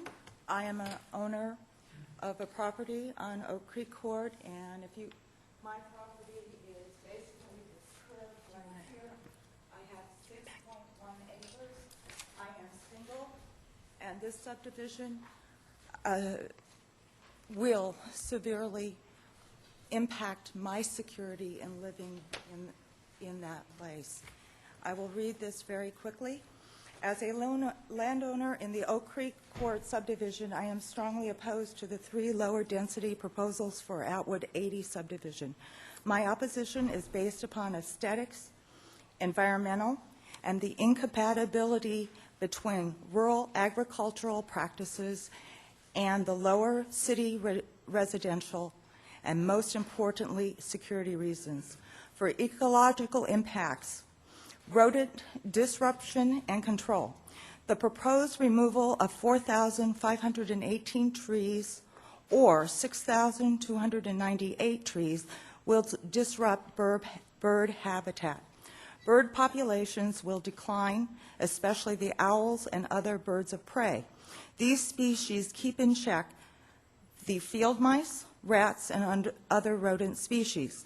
The removal of so many trees affecting the birds that prey on these rodent species will force the migration of a rodent expansion in the surrounding areas, i.e., the proposed impact on my property and my neighbors will create an additional anticipated cost to exterminate and rectify these problems. I am not in a financial situation to afford additional expense for monthly professional rodent extermination. I am a DRE licensed real estate broker, and I have had a sales license, and I have worked in many major subdivision new home builders from Stockton all the way up to Live Oak, from Lincoln and Roseville all the way over to Healdsburg and to San Francisco. While working in those subdivisions, there have been, when you have road grading and when you have the foundations laid, you disrupt those rodents.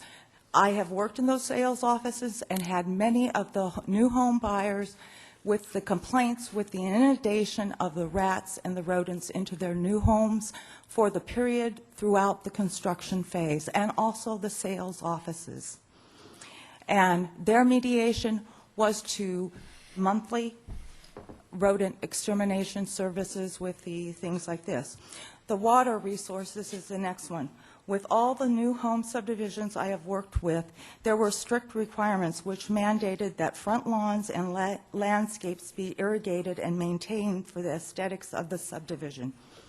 With the current water shortages throughout the state, the lower density lots would have a higher usage of water for the maintenance of lawns. This increase in water use would be a waste of a valuable, limited resource.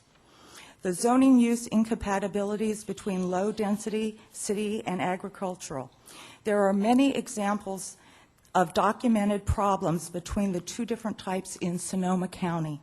Please refer to the Press Democrat in Santa Rosa for this. Noise, smell, odors from livestock, horse, goat, sheep, and cows are incompatible with many city dwellers who do not fully understand country life. Sonoma County has had to mitigate many of these issues, and Placer County will also have to do so in the future. Security, this is my main concern. Security, as well as to my neighbors' properties, will drastically change to the worse. What was relatively private will become more public with the introduction of the increased population to those 80 acres, plus all of their visitors. This increasing likelihood of vandalism and burglary. My property has been burglarized, and I strongly do not approve of the potential to so many more persons becoming aware of my neighbor's property and myself. And you can contact the Sheriff's Department and see how many times I have called because I've had people coming out. I do not have the resources to build. I'll go back. If this subdivision is approved, then the developers must provide a security wall of a minimum of 8 feet height, non-climbable brick or concrete block, such as required by other new home subdivisions within Placer County and or the majority of other counties in Northern California. I do not have between $25,000 and $35,000 to install 2 security gates and completely fence my 6.1 acres, not to mention the additional costs for cameras and additional pole lighting. Aesthetics. I moved to my property 30 years ago precisely for the reason of the then 4.5 acre minimums. If I had wanted to live in the city environment, I would have purchased in the city of Auburn. This low-density proposal is moving the city to me, and that has made this area of Placer County, which was beautiful and attractive, now forever being destroyed by the lust of the profits and the gains for the developers, to the indifference and detriment to the surrounding residents and landowners. If this proposed subdivision had the same 4.5 acre minimum, then I could support it. But anything less than that will drastically change from our properties versus the city. And lighting and noise. These people bring noise, and also, I didn't write in here, but fire. These people will have barbecues in the summer, which is a fire hazard. They don't know how to live in a rural setting which is combustible as what we live in. Firecrackers at 4th of July. There are all kinds of things. Another thing I didn't put in, but about the drainage that they're talking about, all that drainage is going to be coming down on our private road which we have to maintain with our funds. What impact of all that drainage and that 15% grade coming down is going to affect our road and cost us additional funds to maintain it, which the county does not, we, the homeowners, maintain. The other thing I have to say is the PS is, what is the status of a future Highway 949 bypass? In the early 1990s, the proposal ran through a significant portion of the Atwood 80 subdivision, especially along the western border. If this bypass is a future consideration, then allowing portions of this subdivision to be built and then later have to be condemned by eminent domain for construction of a bypass would create an undue escalation of costs for both Placer County and the state of California. Okay, thank you, Sandra. Anyone else? Please come forward. I would like to abbreviate these comments a little bit if we can. They're getting a little bit longer than we're prepared for. Believe me, I wish I didn't have to come up here at all. My name's Candace Forsberg. My husband and I just purchased in 2005 one of the main lots that is going to be connected to 3 houses. My biggest concern is the fact of our privacy. We did not buy out there. We did look for 2 years for a home with privacy. We are going to lose that. We also have animals on our property that we are worried will be disrupted by children playing within 30 feet of our backyard fencing. I also have spoken with a well digger who actually put our original well in 1972. It went dry when we purchased the home, so we had to do a new one. And I spoke with him, and he said there will be an adverse effect on putting that many homes above us. I don't think people realize the sloping between this area. It is actually very steep. My husband and I spent around $40,000 to put a drainage system in so that the water runoff from that hill didn't come directly onto our property. It actually pushed a part of the mountain into our swimming pool, and we had to put a retaining wall up to keep the erosion from continuing. Our well we have was just done in 2005. He says that the water or the houses that are going to be built will have many cars where people will be washing their vehicles on the roads, where the water runoff is going to seep into the ground, along with anyone who fertilizes, uses pesticides, that the crevices and cracks in our hillside will eventually let those contaminants get into our wells. A lot of people on our property don't have good wells already. They're lucky to get 1 gallon a minute, if 2. And it's hard. It's a shortage out there of water. For them, a lot of people have dug many wells and found no water whatsoever. So my biggest concern right now is the fact that we'll have to spend another $20,000 to try to look elsewhere for water that isn't contaminated and isn't going to disrupt our way of living, along with, of course, everything everyone else has said. The noise is so quiet and beautiful out there. If those go up there, we'll have lights strung up on looking right into my bedroom, our back porch, for our family gatherings. I just really would hope you guys would address what this is going to do to the people on that side of the road, and having all of those houses connected to our backyards is really disruptive to all of us. Thank you. Thank you. Anyone else? Okay, please come forward.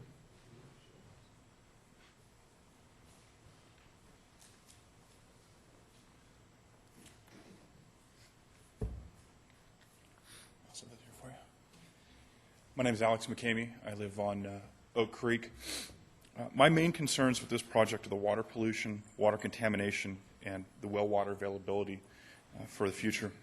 I'm also worried about the noise pollution from lawnmowers and evening parties, backyard stereos, things of that nature. The light pollution from street lights, porch lights, rear patio lights. One of the great features of our neighborhood is I can look out my front door and see all the stars in the sky. We don't have light pollution like you have in suburban neighborhoods. I'm worried about the added traffic congestion on Atwood Road. The gentleman over here said something like 500 trips a day leaving that property. That's a pretty significant amount of cars coming in and out of Atwood Road, especially for somebody like me that rides a motorcycle to and from work on my days off. I'm a motorcycle rider 7 days a week. 500 extra cars scare me. I'm worried about the wildlife with the turkeys and the deers that we have on our property. There's at least once a week, a family of deer that will travel through my property into the proposed development area. Once that's there, we won't have those deer coming through our property anymore. The biggest concern I have is the fire danger. Some people have already pointed out that you get a suburban neighborhood like this surrounded by rural properties. During the summertime, everybody knows it's brown out there. Everything will burn. One spark from an unattended barbecue, a backyard fire, who knows? There's regulations against all that stuff. We all know that people don't follow every single rule, especially in their own backyard. I'm very concerned with the potential for losing my entire property, which is surrounded by oak trees and grass, to somebody in this neighborhood, errantly burning. On the Planning Department's initial study, items 3B through 3G they all list potential significant impact dealing with the geological features of water runoff and soil. We already have serious drainage problems on our property. When it rains, there's an area of my property that floods. I've had to build ditches and do all kinds of stuff when it rains out there. I'm worried about a significant impact to my property from this development. Items 4A through 4F all list potential significant impact in regards to the water, the groundwater, well water, things of that nature, and what will be done by the developer, the new homeowners association, when my well dries up or becomes contaminated.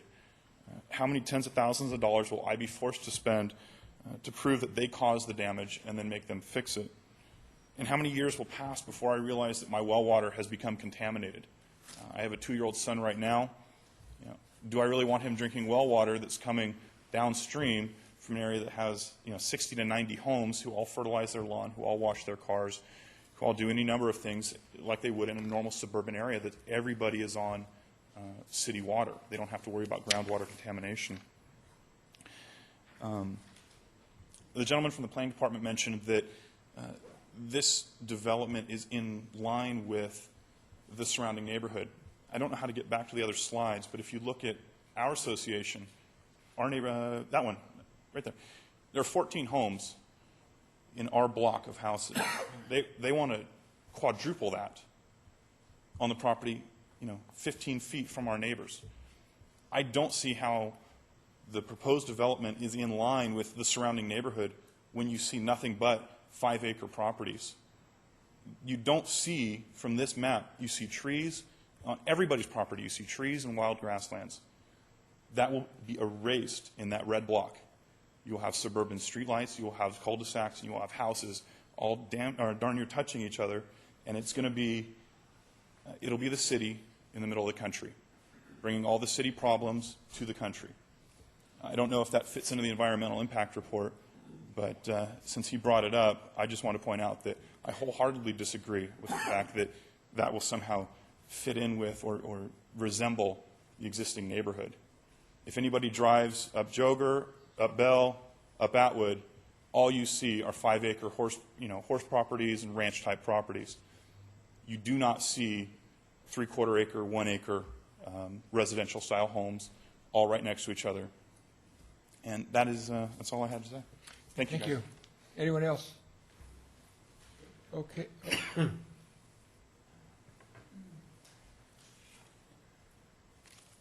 Hi, my name is Art Chappelle. I'm a 30-year resident at Oak Creek Court, and everything's been said by my neighbors and everything that I agree with with this property, so I'm not going to add anything new but to add my name to the list of opposing this as it is.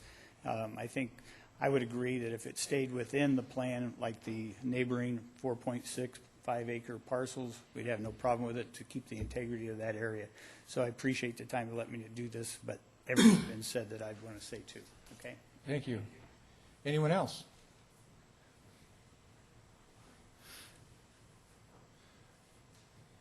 Yeah, he made a good comment. If someone else has said something that you feel, just say, I agree, or whatever. My name is John Borden, and I've lived with my wife over 31 years in the Oak Creek subdivision. And if you want brief, I'm going to give you a brief. I'm just here to tell you that I'm agreeing with what my neighbors have to say. We all have the same concerns, so I'm not going to be redundant. But we do wish to tell you that you folks would listen to what we have to say. There's a lot of truth in it. Thank you. Please sign the thing for us, would you? Anyone else? All right. Well, we got two at once. It's okay, line up. Queue up, yeah. My name's Bruce Ritchie. I'll make this short and sweet also. I'm here on behalf of my fiance's family, which owns an almost 10-acre parcel adjoining to this. I'm actually going to talk real shortly just about the ERA. My main concerns are, which I just came into this, and I was born and raised in this town, so I've seen as much development as anybody has. And development's my life. I'm in construction. I just, if anybody knows especially through the years I've drove around here, if you go out on Atwood Road, Bell Road, any of those, and 49, you hit there at 5 o'clock, you're going to have a heck of a time getting on 49, getting on Bell Road, getting off of Bell Road, any of them. Like I say, I'm not really complaining about this, but when they go into a situation like this, a lot of people say, well, we realize that'll be a substantial cost. That's understood. Well, a lot of that can't be alleviated with cost because you cannot achieve the property to make these improvements, widening the roads and stuff like this when people already own it and it's too close to the road already. We all know this. It's common sense. We understand that. I mean, we already have sewer problems. Like I say, I've brought into this late. I obviously will get in severe trouble when I go home if I don't say something up here. So, you want a note to take with you? yes, if I could, please. I'd appreciate it. And, but maybe some pictures.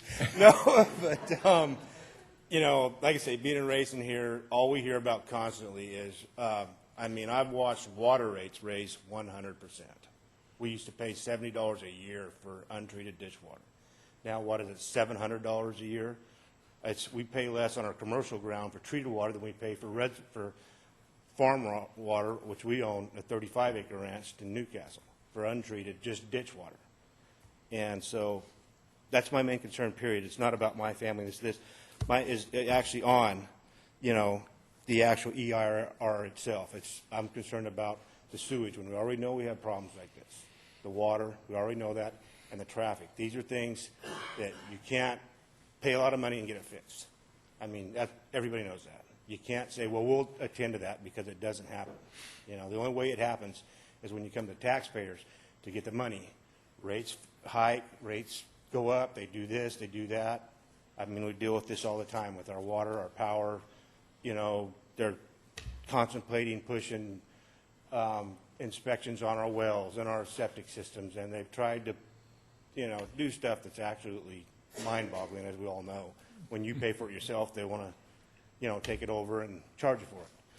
But that's about all I'm going to say is money can't fix everything. I mean, there's problems out there we know that can't be solved. And so we got to just go at it with an open mind, because I've had to come back and be told I've got to seek legal counseling on problems that have been passed by the county. And then I have to do it later because something's been passed that goes through my own property that, due to a simple, when they did their engineering, you know, they just didn't have the adequate reports to even know where the property lines were, and had to fight for my own property and do, obviously, expensive extensions into that. So I just want you guys to go through with an open mind and use some common sense. Come up later and Kathy will sign your agenda and you can take it home with you. Oh, thank you.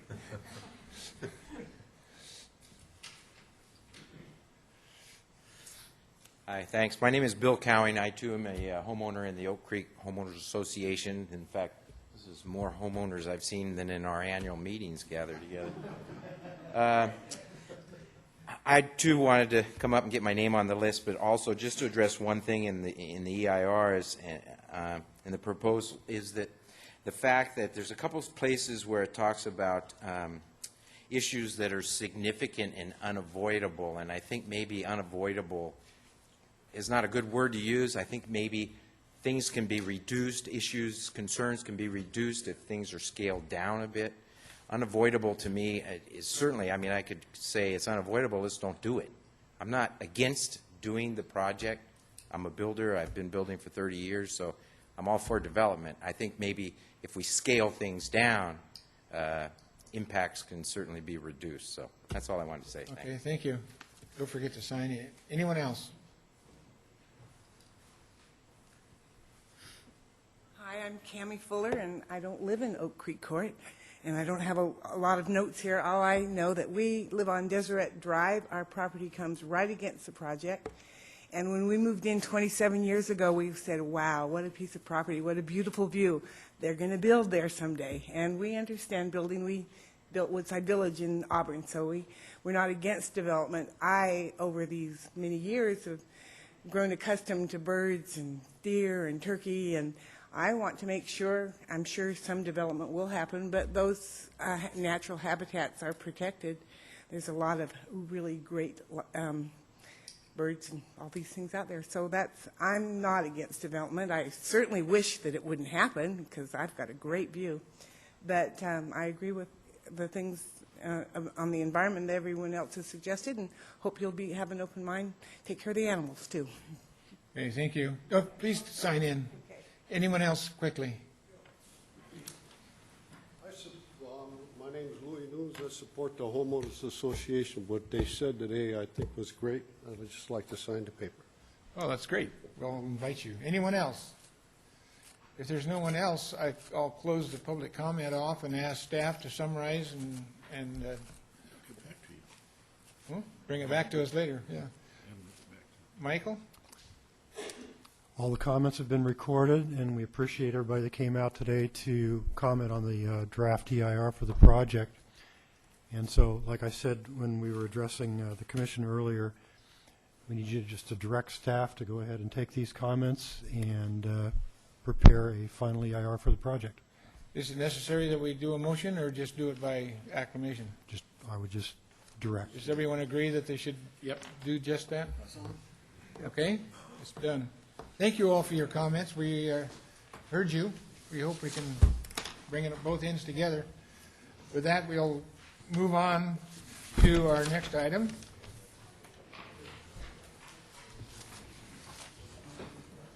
One thing I would suggest, when this comes back, don't give us these again. Let's keep what we have. Well, they don't get the final. You get the final. It's response to final, but you won't get this. At least that has. That's a lot of. Yeah, I have my office. Okay, our next item is a rezone tentative subdivision map, conditional use permit for North Star Highlands Phase 2, use of certified North Star Highlands Master Plan EIR. Michael, are you going to start this? I am. Thank you. Oh, good. This is the plan. This is an application for the Phase 2 project of the larger North Star Highlands project, as shown on the map here. This is the North Star development. This is the Highlands Phase 2 project right here. There's a closer look at it. The applicant with this application is proposing the construction of up to 576 multifamily and townhouse units. There's an aerial view of the project site. It should be noted that 60 of the units that are being proposed with this project are a carryover from Phase 1. And as noted in your staff report, the number of units that were allotted in Phase 1 has been deducted by 60 so that there is no increase in density for the overall project. The applicant is also proposing the creation of up to 200 commercial condominiums, which will allow for the division of common space, such as hallways and common closets, as well as the creation of 4,000 square feet of retail commercial space that will be used for ski shops, rentals, and some miscellaneous retail businesses. The applicant is also proposing the construction of 32 employee housing units. And the employee housing units will be located in this site right here on parcel 12. Where are the existing units now? They are in this location right here. Okay. Thank you. As noted in your staff report, the project also includes the construction of some accessory facilities such as tennis courts, new and relocated ski trails, and the construction of a private chapel. The chapel is intended to be used in conjunction with the Ritz-Carlton Hotel facility and for the benefit of the customers of that hotel. The applicant is also proposing a rezone for the employee housing site right here from TPZ, Timber Production Zone, and Forest to residential multifamily to allow for the development of this employee housing project. As a bit of background, back in 1991, the county approved a master plan for the North Star at Tahoe project, and that plan established a variety of residential, commercial, and public facility improvements within the boundary of the larger North Star project. The land uses that are approved in the North Star area were clarified in the 1975 Martis Valley Community Plan and were upgraded and reiterated with the adoption of the new Martis Valley Community Plan in 2003. The Martis Valley Community Plan does recognize that this area will continue to grow and that this will be a major ski resort and year-round resort for the Tahoe area. In 2005, the Planning Commission approved a master plan for the Highlands portion of this project, and the intent was to show how the balance of the North Star area will be built out over the next 15 to 20 years. This Phase 2 project is the second phase of that approval that was granted back in 2005. The project was designed in a manner to be consistent with the Martis Valley Community Plan, and staff has concluded that the project is consistent with the goals and policies set forth in that community plan, with the exception of the rezoning of this area here, and I'll discuss that in just a bit. In the same way, the project is consistent with the zoning designations that currently exist for the North Star Highlands project site. The applicant is requesting a rezone of 4.4 acres from TPZ and forest to residential multifamily. The purpose of the rezone is to accommodate the employee housing units that are required for this project. As the Commission may remember, the Martis Valley Community Plan, as well as the Placer County General Plan, require that projects up at Tahoe provide at least 50% opportunities for 50% of the employees to be housed on site or in the vicinity of the site. And so with the original approval back in 2005, the applicant agreed that they would construct all of their employee housing on site, and this is the second phase of that employee housing. The existing, I believe it's 92 or 96 units were constructed here. It's been highly successful, and this is just the second phase of implementing the employee housing requirements for this project. Staff has concluded, because of the dire need for employee housing in this area, this is an appropriate location for and an appropriate reason to rezone this property from forest to residential multifamily. It should be noted that only 1.7 acres of the site will be used as the multifamily development. The balance of the site is being set aside as a land use buffer, as is required for any residential project that abuts forestry lands. The applicant is not proposing to immediately roll out this project site from the TPZ use, but rather it will roll out over a 10-year period. So this rezone will not take effect until 10 years after any approval that this body may consider. The Truckee Tahoe Airport is located about 2 miles northeast of this project site, and because of that, there are portions of this project site that are within airplane overflight zones. The project has been designed to comply with those airplane overflight zones, and that issue was addressed back in the 2005 EIR that was prepared for this project. One area of concern could be this employee housing. Because of its location here, any structures that are built on that site will be subject to review and approval by the Airport Land Use Commission and the FAA in the same way that this existing employee housing had to go through that approval process. Access to the project will be from the new Highlands View Road, which has been constructed.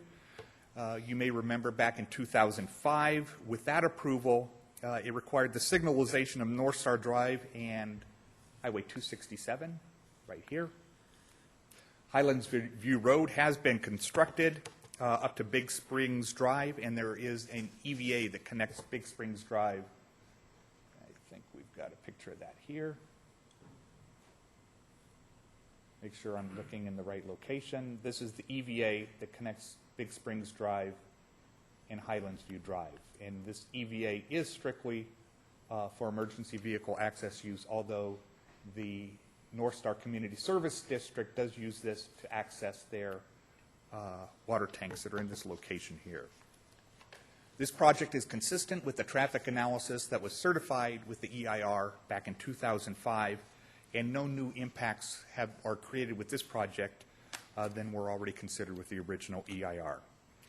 The project has been designed to conform to the parking standards that were approved back in 2005.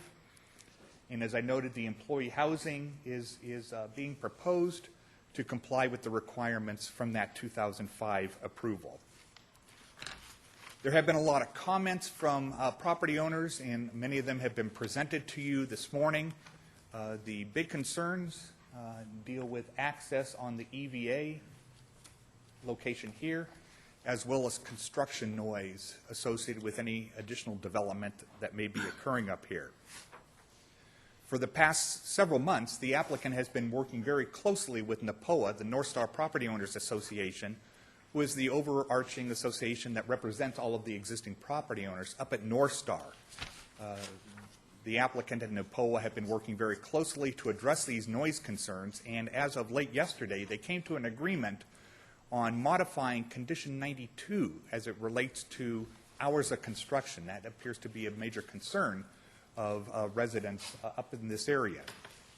The errata sheet that has been presented to you represents the modified language that NAPOA and the applicant have agreed to.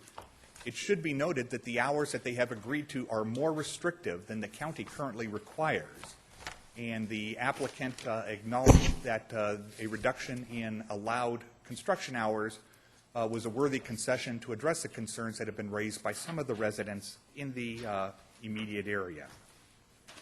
As noted in your staff report, an EIR was prepared back in 2005, and in 2005 that EIR was certified by your Planning Commission, and that EIR was analyzed for this current project, and it was concluded all impacts that are associated with this current application were adequately addressed through the certification of the previous EIR, and so we're asking you to accept the certification of that previous EIR, as noted in your staff report. With the changes in the errata sheet that are presented to you, staff does recommend approval of the project. It should be noted, and I want to put on the record, there was one additional change. This is on page, would be 112. Is it 112? Oh, pardon me. Be page 114 of your staff report. For the final mitigation monitoring and reporting program under condition or mitigation measure 4.5.5, there is a new sentence that has been added. That sentence was erroneously added, and that sentence utilized the snowmaking gun models as specified in Table 1. That sentence should be eliminated. The applicant and NAPOA are aware of this change and both consent to the change. With that, staff is available to respond to any questions the Commission may have. Any questions of staff? Michael? I don't see anyone just yet. Thank you. Later. How about the project proponent?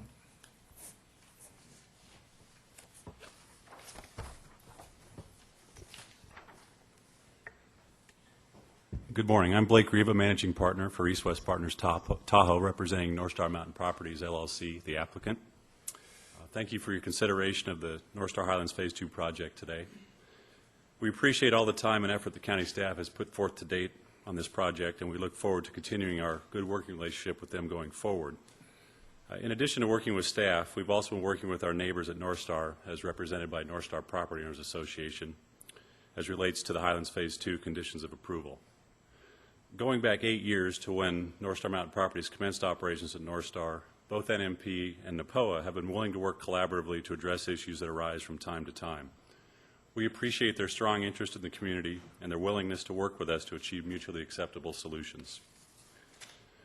We are pleased to have recently reached resolution of a couple of very important matters with NAPOA, one of which is the hours of operation, which Michael just referenced. We are supportive of the modification, which is now reflected in the revised conditions of approval related to those hours of operation. In addition, we were able to provide clarification that a change that recently appeared identifying certain potential maximum building heights was made to accurately reflect how the height is actually measured, not a change in the buildings themselves. So we were able to explain that the change in what could be a maximum building height was really a function of how the height is calculated from the lowest point on the downhill side of the building to the roof line versus trying to add additional height to a building that had previously been depicted on the site plan. So there was no change to the buildings themselves. It was a clarification to how the calculation is performed. And again, we appreciate NAPOA working with us to address these issues, and certainly we look forward to working with them in many years to come as we work through the Highlands Phase 2 build-out. Again, thank you for your time today. We're certainly available to answer any and all questions. And at this time, I would like to introduce Whit Manley, who is legal counsel for North Star Mountain Properties, and is clearly the best-dressed member of our team here today. Thank you. Chairperson Sevison, members of the Commission, nice to see you. This is the time when I'm supposed to make a record on those issues that I feel legally insecure about.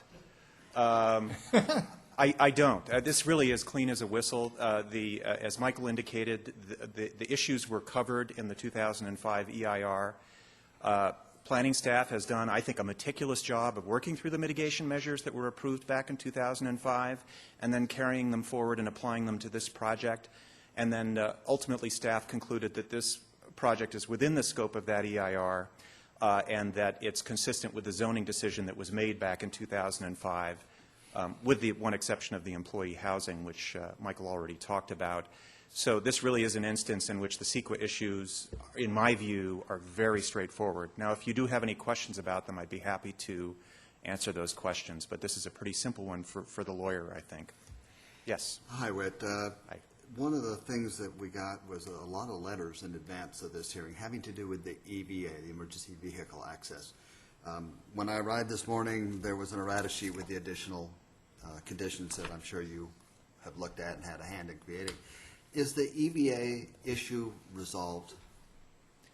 As I understand it, I haven't been involved in the negotiations over the EVA, so I don't want to steal anybody else's thunder. I do know that a letter agreement has been circulated. Now, the county, this isn't a CEQA or land use issue. It's a private issue. That isn't to disparage it. It's an important issue. But it isn't related to the conditions of approval before you today.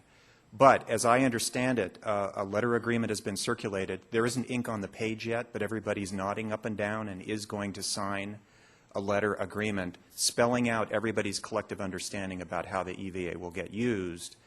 And assuming that that does happen, it will not affect any of your conditions. It's entirely consistent with the approval before you today. It's just working things out. It's too bad it's taken this long to do, but it's understandable. I mean, there are real issues there, and it's taken a while. And the others are here, and they are more than welcome to contradict me if I've got anything wrong, but I think that's accurate. It can't happen. Okay, Whit, thank you. I do have one item I want to mention. There is a condition. It's condition number 112 that relates to the payment of open space fees. And the language that's in that condition, I'll leave it to staff to do this, but there are certain modifications to that language, and I just want to endorse staff's recommended changes in advance. We have reviewed them, gone over them, and the modifications look fine to us, assuming that they read the modifications that I've seen. That you wrote? Actually, no, I didn't write them. County Counsel wrote them, but I looked at them, and they look fine to us. Okay, that's good. So with that, any questions? Any questions of Whit? Thanks very much. Good to see you again. Happy New Year. Thank you. Anyone else care to comment on this application? If you do, please come forward. Hi, my name is Jeff Stevens. I'm the general manager of NAPOA, the North Star Property Owners Association.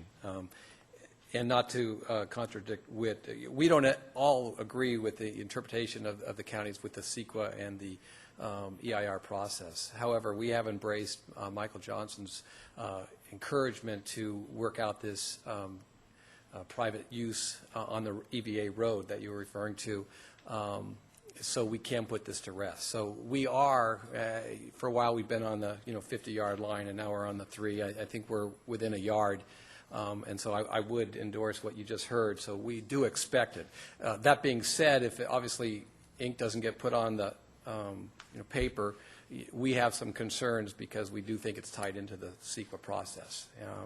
So we hope we don't have to come back and speak again, because we do believe this is going to be put to bed. But do want to let you know that we are actively involved, and Michael and staff have been terrific in regards to encouraging us. Tim Beck of Booth Creek and Blake of North Star and East West have been terrific working together, and I really believe that we've come to some great compromises. You did get a letter in front of you in regards from our association. We had at one point narrowed it down to 3 areas of concerns, and one of them was the vesting map that showed an apron on the EVA in regards to potential access. That's been corrected. It was erroneous, so we're very happy with that, and a new map indicates that it's not there. The other one was hours of operations. We have signed off on the conditions that you've seen. We think it's a terrific step. Very, very happy with that. The last one was the staging and the setbacks. It would be our preference, that's the condition indicated, that the staging areas would be on the parcel being developed or adjacent to it. It is not a deal breaker. We certainly leave that interpretation to the Commission's hands, and we are working very closely on that. All the other issues in regards that are on the letter, in regards to the design review process, certainly we are not suggesting that we would have a approval process, but we would love to be notified, and this has always been an ongoing concern as projects develop. Things take place at staff level, and my example is on the condition of approval that changed the heights. We were looking at building heights of 115 versus 80 and 45. We got clarification, but had we not talked to them or had been brought to our attention, we would have had no idea if that was really a decent change. So we would like, from the county's, involvement and North Star Mountain Properties to, when changes do take place at staff level, that some kind of notice, is brought to us so we have an opportunity to at least comment. And we understand we are not asking for approval, but we think that there is a courtesy involved, and we hope to avoid any problems that have occurred in previous phases and avoid those in the future. So we're very happy with all the discussions we've had, and hours of operations obviously were the most important, and the EVA is soon to come. So that being said, I want to let you know that we're hoping that it happens, but that's our position. So, okay. Any questions of me? Yeah, I have a question. You mentioned that it's your opinion that the EVA issue is associated with the CEQA? Yes. And maybe you could... Yeah, there was a concern... Well, I guess what I'm concerned about, I guess, is if we make a decision today and then you come back and things don't work out, then... Well, obviously, if we didn't, there's an appeal process where if we had to, go in front of the Board of Supervisors, we would do it to protect our interests. But if this agreement, the outline of the private uses of that EVA take place, which we all believe is going to take place very soon, it puts all those issues to rest.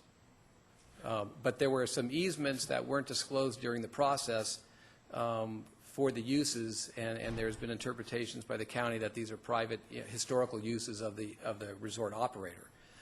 We understand both sides, but none of that was presented to us during the time of the EIR process. So that's the issue on that. And that's the basis for what you perceive as a nexus with the CEQA process? Yes. Our attorney's interpretation, too. Is that the route we want to go? No. But this is a phase that we believe that this issue, if we don't involve it at this stage, we're not going to get it resolved.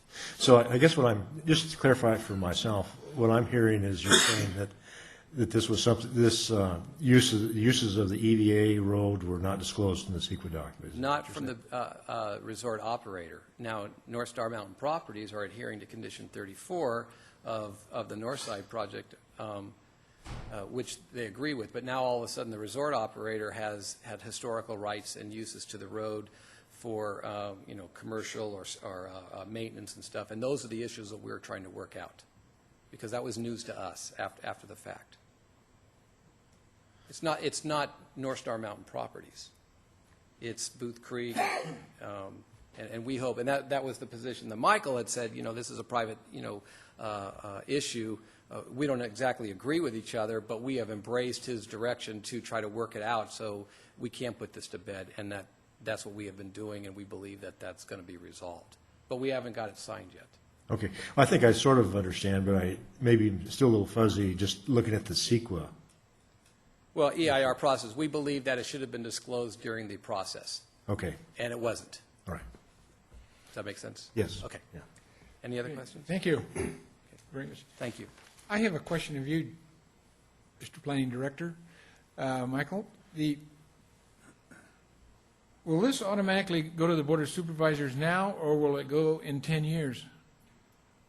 The proposed rezone will go forward to the planning or to the board at this time, within the next 60 days Yeah. or so. It won't wait to 10 years until it's ready to be. The actual effective date of the rezone will be 10 years out. Okay, I wasn't curious. I was kind of curious what the effects of an appeal would have if there was one. Okay, anyone else? I'm sorry, I didn't mean to cut anyone off. Looks like we've answered everyone's questions, I hope. We're going to close the public comment period then and bring it back to the commission for questions and resolutions. Well, apparently there's another condition floating around, 112. There is, and if I could read that into the record for you.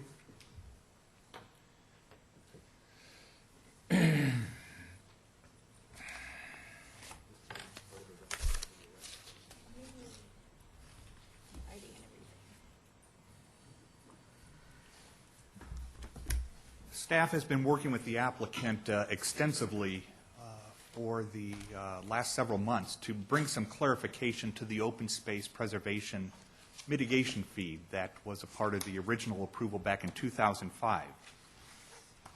And because of that, there is a new modified condition 112, and I would like to read that into the record. I have provided a copy to the clerk so that she can attach that to the errata sheet that has already been presented to you. Condition 12 will now read, the applicant shall financially participate in an open space preservation program. This financial participation shall be as follows. 1, for lots 8A and 8B, 60 units, the payment of $4,000 per unit. And 2, for all other residential units in Highlands Phase 2, the payment of $5,000 per unit. The payments for residential units are applicable to multifamily, single-family, and whole and/or fractional residential units only. The payment shall not be applicable to hotel units. The fee shall be due and payment shall be made prior to issuance of the applicable building permit.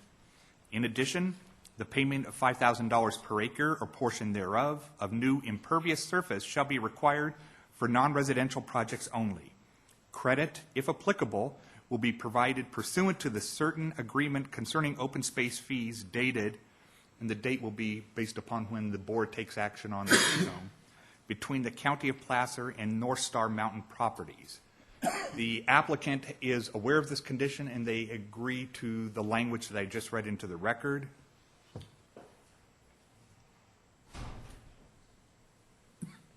Almost. I am reminded that I may have said this was condition 12. This is condition 112. Oh, it's just close. And once again, that's why I keep counsel nearby. As clarification, the applicant and staff have been working on this language for quite some time to bring clarity so that when the open space mitigation fee is paid, there's certainty as to when that fee will be made and what the payment will be. And so we would like to thank the applicant for working very closely with staff to bring clarity and certainty to this added condition. Okay. Thank you, Michael. Any questions of staff about that? Condition 12-112. No, but as long as you're making a record, you might just confirm with Whit that that was in fact the agreement that he was agreeing to before it was read. Is that the one that you were referring to? I'm so tempted to create trouble. Go ahead, it's your nickel. The doors get locked. Blake behind me would then turn purple and... The answer is yes. Okay, thanks both of you. Okay, with that in mind, who'd like to offer a motion? You're all looking at me? I'll take a crack at it. Mr. Chairman, if there's no discussion, I would move that the Planning Commission follow the recommendation of the staff as presented in our staff report, and that is to accept the initial study as set forth in Attachment D of the staff report that relies on the certified North Star Highlands Master Plan, EIR, as the applicable environmental document for this project. And 2, approve the mitigation monitoring implementation plan as set forth in attachment E. 3, approve the North Star Highlands Phase 2 project with the entitlements shown in paragraphs 3A, B, C, and D of our staff report, subject to the conditions of approval set forth in attachment B as modified here today. And 4, recommend to the Board of Supervisors approval of the rezone of a 4.4 acre parcel, Lot 12, from TPZ and Forestry to RMDS PD 15.0 to accommodate the 32-unit employee housing complex. Subject to the CEQA findings in our staff report, all the other findings attached to the staff report. Did I miss anything? Looks pretty good. Mr. Chair, as clarification, as pointed out in my presentation on page 114 of your staff report, clarifying that the underlying sentence for mitigation measure 4.5.5 would be stricken, and just clarifying for the record that condition 112, as read into the record, would be accepted. That's part of my motion. Second. Do the TPZ have separate findings? That wasn't mentioned, but I guess it's part of the reasoning. No, because it is a 10-year rollout, the findings are not required. Okay. Do we have a second? We have a motion and a second. Are there any further comments or questions? Hearing none. All those in favor of the motion? Aye. Aye. Opposed? If anyone would care to appeal, it would cost you $495 at the Planning Department's front desk, and you have 10 days to accomplish it. Otherwise, we thank you for your time and your patience. Sorry we were running a little behind schedule, but now we've caught up. And I think we're done for the day, so we're going to adjourn. Thank you all, and Happy New Year.